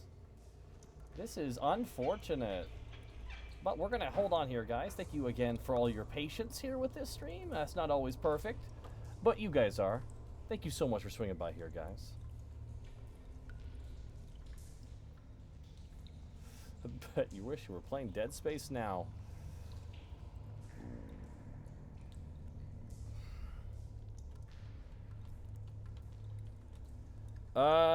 Is this the end? Oh my lord. I'm connected. Hello? Hello. Yeah, you're good. You're good. Well, you guys are roboting a little bit. Can you all say something? Same thing. Yeah. Oh my. I don't know what to tell you guys because us back in the States sound okay. Yeah. Now you Now sound you fine. guys Now sound we're fine. back. We're back. Because Okay. Tiango is not here, guys. He left. His actual. Tango disconnected from the He game. disconnected from the game. No, he's very much there. And he doesn't see through your deception. Hmm. And he looks down to you, and there's a very big size discrepancy between the two of you. Oh, well, I'd imagine. I'm probably up to his kneecap, if any. Yeah, and he looks down to you and he goes, "Is your bird friend here?" Greckles will step out. Oh, good. We're just here on business, Tango. I'm sure you are. Speaking of business, I have a deal for you. Is that directed towards me or to the That's group? directed towards you. I'm listening. You have something you really shouldn't. Fuck! Does every man want to see me? Oh no. He does not want to see you at all. If he saw you, you would be paste on the ground. He shrugs the sack off of his shoulder and he dumps it on the ground. You hear a crack noise. I'm gonna make you a deal and I'm gonna save your life. I'm listening. Where's the hat? At home. Go grab it. Greckles looks a little perplexed. I can easily do that. We just gotta find our way out of here first. You're going to find your way out of here, and then you're going to return with the hat, while I keep your red-scaled friend here company. Can I meet you back here? That's the plan. Understood. Great, I'm a hostage situation. Panic, I'm really glad we're hiding in the darkness. Okay, Greckles, you round a corner, you do find an exit. I will say for the sake of brevity, you make your way home. You go inside. I'm just imagining a single shot of Quick just aside. imagining a single shot of Helga just sitting there cleaning glass. Just runs off, runs down. One panel. Darkness lasts 10 minutes, so... Oh no! Okay. Hey, I told him I casted the spell, so... That's true, it would fade. So you guys can duck into the water. Okay, so... Panic's gonna do something here. Oh! Panic's gonna be facing the wall, and he's gonna, like, drop trow just a little bit. Wait, what? He's dropping trow. What does that mean? I'm sorry, I don't He's understand. pulling down his What are you pants. doing? Oh my god. And then the darkness fades. Borky, what are you doing? Staring as at the that sweet darkness ass. fades? Okay. Okay. I'm scared where this is going. I'm glad I'm not just there. Go with it. Just go with it. As the darkness fades, Tango is like looking at you. He's actually kind of quasi-talking. There's like an awkward silence, and he looks down to you, Tass, and he goes, "Red, huh?" Yep. Iron Oath. Yep. Well, at least he's not, like, manhandling or being an asshole about it. No, that's basically that's the conversation you have. And as the darkness fades, Tiengo like turns, like just cocks his head over and he looks and he goes, "What the hell?" But Task, I was peeing over here. That task. And there you go. I I wanted can't some put- privacy. You did a really And good then- job for your first time without having any help. Oh, Why are you here? Roll a deception check, Panic. God. I'm trying to play it cool, gentlemen. I love this. 18. He just sighs. And Task like sighs and looks at him, and that's why I cast it. You Want some too. You privacy? pull up your pants. He points to you, Panic. I'm just imagining a very angry Michael Chiklis Yes. voice right now. I don't know why. Yes, hello. Stand to the over bathroom. there. Stand over there. Greckles, at this point, you're making your way down the ladder of the sewers and running back. Just let me know when I get there. The sack, you notice, is squirming again on the ground. Just don't pay attention to it. Task will. No, I'll fucking bring that up since the conversation is kind of lulling on this man. People who did you a dishonor. He grabs the chain that he's dragging people. By the way, you notice that now. On his chain, he has a bunch of hooks, and impaled on the hooks are about 5 humans. One you notice is just barely hanging on. The rest are all clearly dead. I would like Panic and Greckles, you're not there. Actually, no, all of you can. Everybody make a knowledge history check. Oh, goody. 19. 6. Good. Greckles, sadly, you're not there. But Task, you're not there yet. You're on your way. I mentioned you. I thought you said all of us were there. Sorry. No, the bag was in reference to the other 3. Sorry. Okay, sorry. Task, as he, just like a fisherman holding up his catch, he just lifts up these 5 dudes, and the one guy kind of grunts and squirms, and the rest of them you see now armor. They're wearing a sigil on them, and it's creepy. The only reason you recognize the sigil is because at one point when you guys returned from your pirate adventure, Meryl asked for some tutoring, and she was writing a report about her home country, which is Eltmer. It is the symbol, the old royal symbol of Eltmer. Oh, Jesus. And he just slides it back behind him. And he turns to you and he goes, "They're running around the sewers, trying to cut into business of their own regard." So you're basically just collecting those who invade the turf, then? Killing the vermin. Glad to see you don't think that of us just for right now. For now. At this point, Greckles, you round the corner. With the hat. With both hands, I present it out to Tango with that 45-degree bow. Here you are. No questions asked. Done as I was told. Good. We'll trade. And he grabs the sack and he throws it at you. I want you to roll a strength check. Oh, shit. Oh, Jesus. 14. That's actually not bad. It doesn't crush you, which is great. You don't really catch it, and you hear inside as you kind of catch it in your hand. And Tango, kind of keeping an eye on you guys, he does scoop up the hat, and he drops what he's doing, and he flips the rim of it.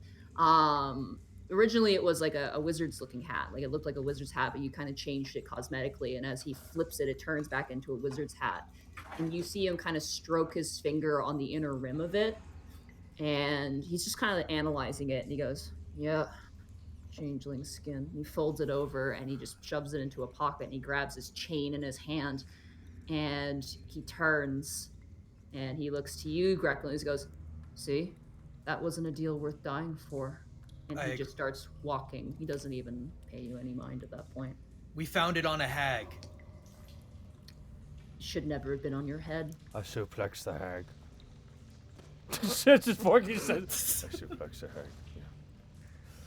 Well, let's open the bag. There's a person inside. At this point, Tango rounds the corner and goodbye, is gone Mr. Red Death. And I immediately use my wand of healing. Okay. To heal your pride? To heal the guy on the hook. No, the hooks are gone. The hooks are gone. There's a person in the bag. You guys got a person in a bag, and Tango had people on the hooks. Oh. And those are gone. You're not touching those. Well, then I'm readying my healing wand to see if this guy's okay. Okay. Who's opening the bag? I guess I will. Okay. You open the bag. It's Cynthia. It's Meryl's friend. Oh boy. She's blindfolded. Her mouth is gagged, and both of her arms and legs are tied. Well, let's I undo that. those bonds and take off the blindfold.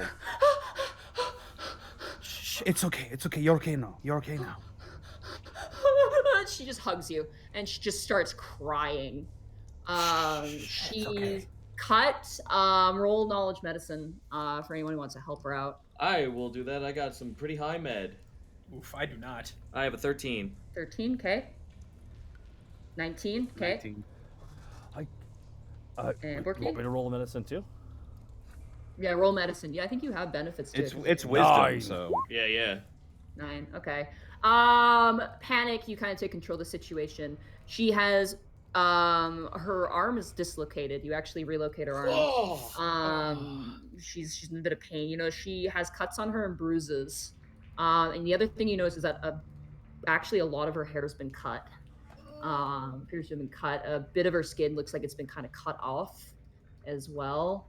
And she is inconsolable at this moment. She's just crying at the moment. I'm casting my healing wand on her just to try and help her out. Let's get her out of here and bring her to some authorities. Yeah, I'm gonna scoop her up into my arms. You're gonna try and carry her. Okay, I want you to roll a strength check because she's a teenager. She's kind of older.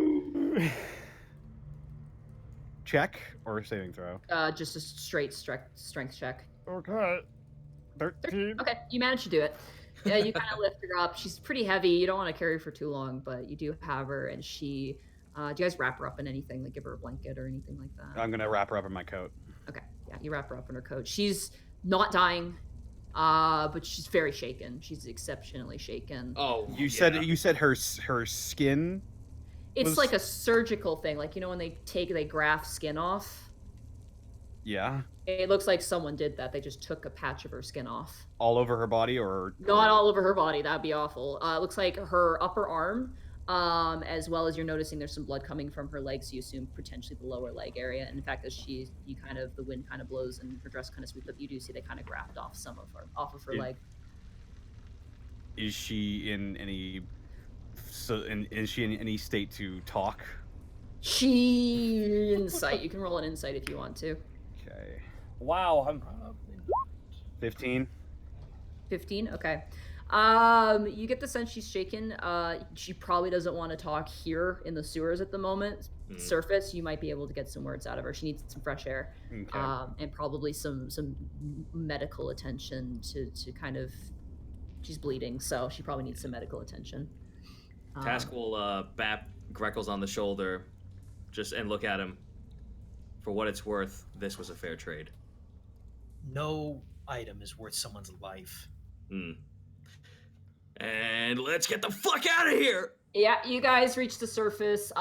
Between Borky and Panic, I mean, Greckles and Task, no offense, you guys are kind of small. Not very strong, but between the two of you, you guys make it to the surface. Borky, get Taurus. Taurus, go! And tosses him off the hole. He makes his way out. He does. But you guys exit out what looks like kind of just it looks like the back of a vegetable sort of store of some kind. There's crates and things, and immediately Cynthia's like, "Oh, put me down, please." I put her down. Okay, you put her down, and she's just shaking like a leaf. She's absolutely trembling at the moment. She's kind of clutching her hands together. It's all right. We'll walk you to the nearest authority. Okay. Take deep breaths, Cynthia. It's gonna be all right. Yes, it's gonna be okay. I was walking home, and you warned us at the school. You told us that they were gonna do things, and I am sorry. I didn't get a weapon yet. I'm sorry. You don't need to apologize for that. This could have happened at any time, and our warning was just that, a warning, and there's no proper preparation for something so sudden like this. She shakingly nods. Greckles, I want you to make a perception check with advantage. That is a big 7. Big 7. You hear a whoosh above you, but you don't see anything. God damn it. Okay. She shakily stands up. She's kind of limping a little bit, just probably because of the wound on her leg. And you guys help her kind of walk? Yeah. Okay, you help her walk. I honestly would advise her that maybe we should, carry her because she is injured and it might open wounds if she just walks in her current state. Okay. She goes to walk and she stops when she hears that, and she kind of just waits and looks for somewhere to sit, and she's kind of disorientated, not really sure what to do at the moment. Panic's gonna stay with her and kind of just keep consoling her, assuring her that everything's gonna be okay. All right. So do we actually know where we are? Do we remember this area in any given way? Intelligence check. Alrighty, because I was gonna say if we know of this place, I would say stay with her while one of us goes and gets help. Okay. 6. Let me roll intelligence. No. 4. You poke your head out and you're like, what the fuck district is, what is this? You have no idea. But you can look for help despite not knowing exactly where you are. If you like. Let me do that. I think I can get around here a little bit faster. I'll just look for the nearest guard outpost. Go for it. I want a rooftop jump. Okay. I'll say do 2 acrobatics checks for that. Wow, a 22 and a nat 1. I'm gonna roll severity because this could be funny. I'm sorry. Oh, no, it's all right. Oh no. You run through one roof, and then you see Doros, Granelda, Sebastian Strong, and Iver currently rushing through a crowd. Like they're running and they're looking intently, like they're looking side to side. And as you're like, oh, there they are, you run to like jump off the roof, and you do exactly what Welch did that one time where he crashed into a fruit stall. You do exactly that, and as you crash there, Sebastian Strong points and goes, "It's Welch, she fell again." And they run over to you. No, it's me. Oh, God. I want to see like the fruit stand, and then just Greckles from the sky. Family Guy falls next to him. He's gotta have the Family Guy like pain pose where his arms over his back. Yes. Wow, guys, I didn't know you wanted such horrible, terrible harm to come to me. Look, Jesus. no. When someone takes a fall like that, it always is better with the Family Guy pose. You take 3 points of falling damage just because of the natural one. But you do crash to the ground. Your legs get tangled like a bird in like a net, and you're kind of like swinging there as everybody runs over to you, including Doros, and like people kind of move out of the way. And he goes, "Oh wait, he's right. That's not Welch. That's the bird. Hello. Oh, we don't have time to be talking. Just the most horrible thing has happened. We heard screams, and apparently a girl's gone missing. So we're looking for her at the moment." Sebastian, we have the girl. We need you to come. Oh, excellent. You guys are so excellent at finding girls. It seems to be a trend for you. And Doros is like, kind of nodding in agreement. Yes, of course. Let me get you out of there. And he grabs your feet and kind of like, he twists your leg, like your ankle a bit, like the wrong way. And he's kind of like swinging you aside. He goes, "What am I doing? I don't have a knife. Einford." And Einford just walks up and with one swing just cuts you loose and you just crash to the ground. Oh, thank you, Einford. Yeah, no problem, man.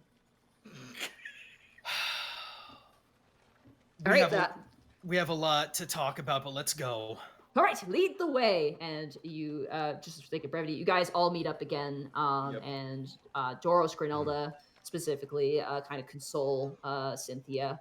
And just to kind of summarize this in a way, Cynthia was walking home, and on her way home, one man kind of threatened her into an alleyway. And then they basically, the other 4 gentlemen jumped her, tied her up. She said that they cut most of her hair to sell. And cut off some of her skin to sell as well. Yep. What? That sounds like human trafficking.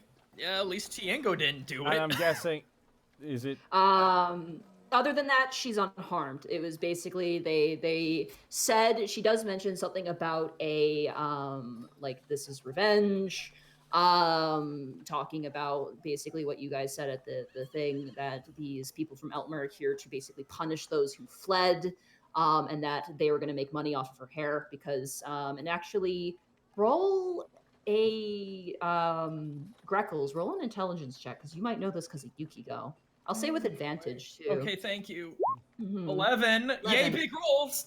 You've heard Yukiko in your past mention how sometimes people would want her feathers, or usually just her feathers, and in some cases her talents, because in some cases some evil magics believe that the skin or the hair or the plumage of a person with the white blessing or the white curse can make magic more powerful. It is essentially a black market trade. Yeah, Cynthia's an albino, and so a lot of her hair has been chopped off. She's not bald, but it's basically been cut to about her jawline at this point. And at that point, Granelda stands up and walks over to you and goes, "We're going to take her back to her aunt and uncle's house. We thank you for what you've done. The people who are responsible for this, do you know what's become of them? Do you know where they've gone?" Yeah, well, I know where Should they're I- going.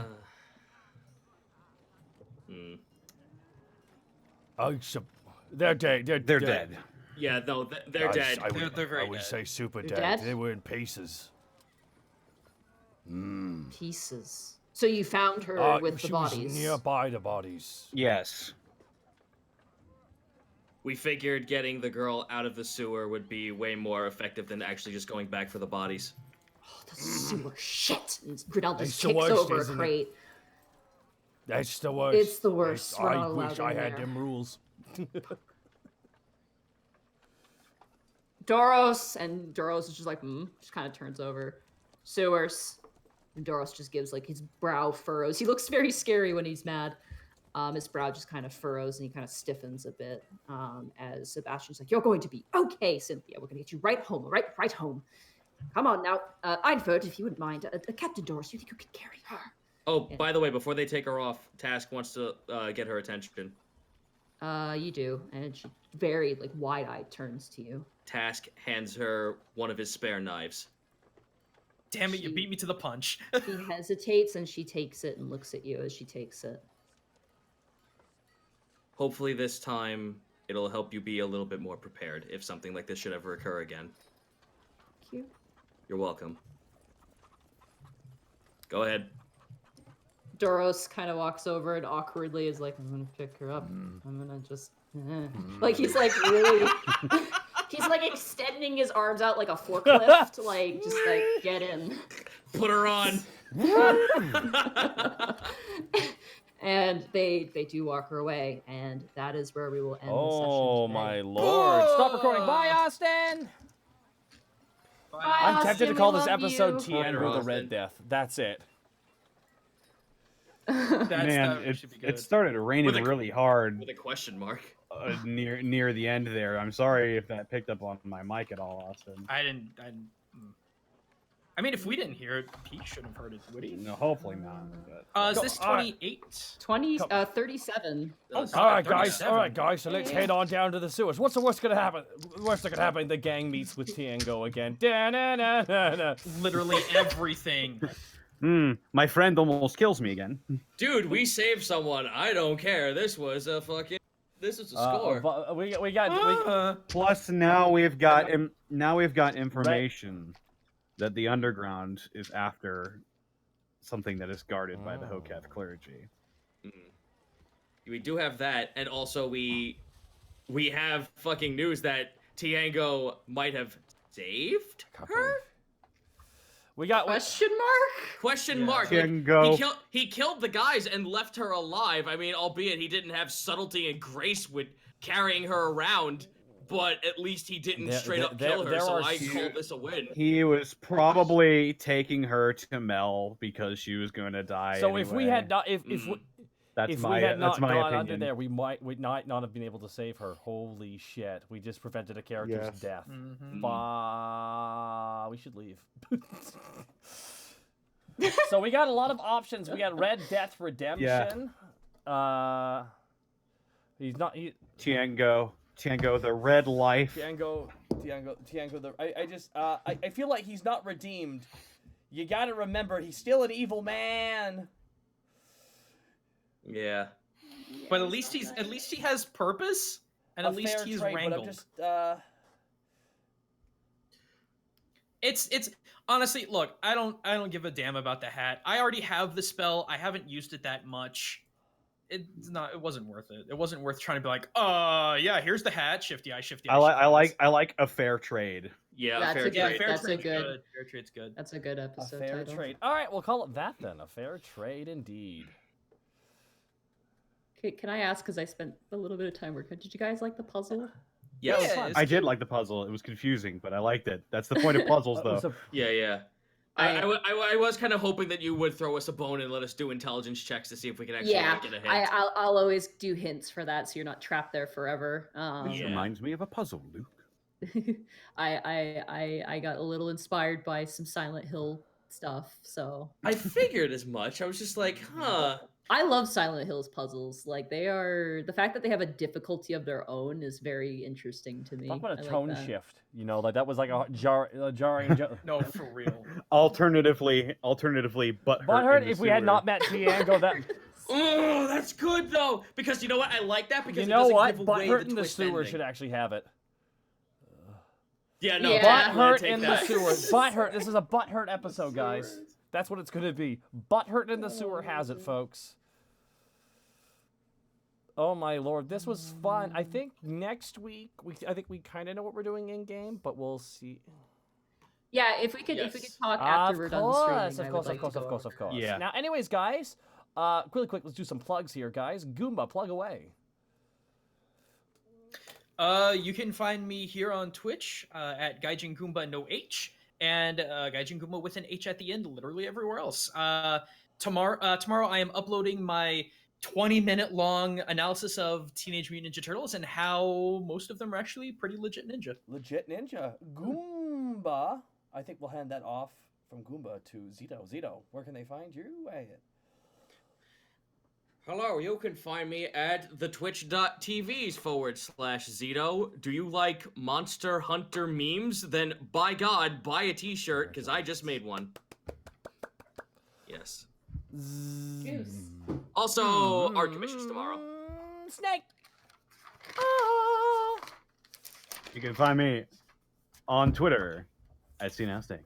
You can find me on Twitch at CNowSnake. I'm so glad. With a 3 this instead of is an E. instead of the E, otherwise I'd be confused. Monty, where can they find you? You can find me at Monty Glue on Twitter. I've been posting a lot about my fish lately. And then you can find me at twitch.tv/Monty Glue. I'm also doing an art stream tomorrow, but earlier. I'll probably host you afterwards if you're running by then. I use my streams start normally at like 9 o'clock at night. Oh, okay. So yeah, that'll most likely happen. And then I'll be doing a charity thing at some point. So that'll be posted on my Twitter. So if you're interested in being witness to that, that is where I'll probably be like announcing any information in regards to that. Will be streaming tomorrow. Fred Space at 7 o'clock. You're actually looking forward to it. You're actually.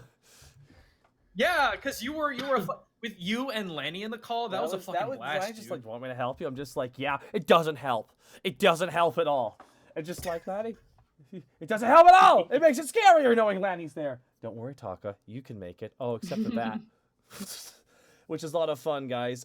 This was a lot of fun session, and I'm excited for next week. But guys, just quick update.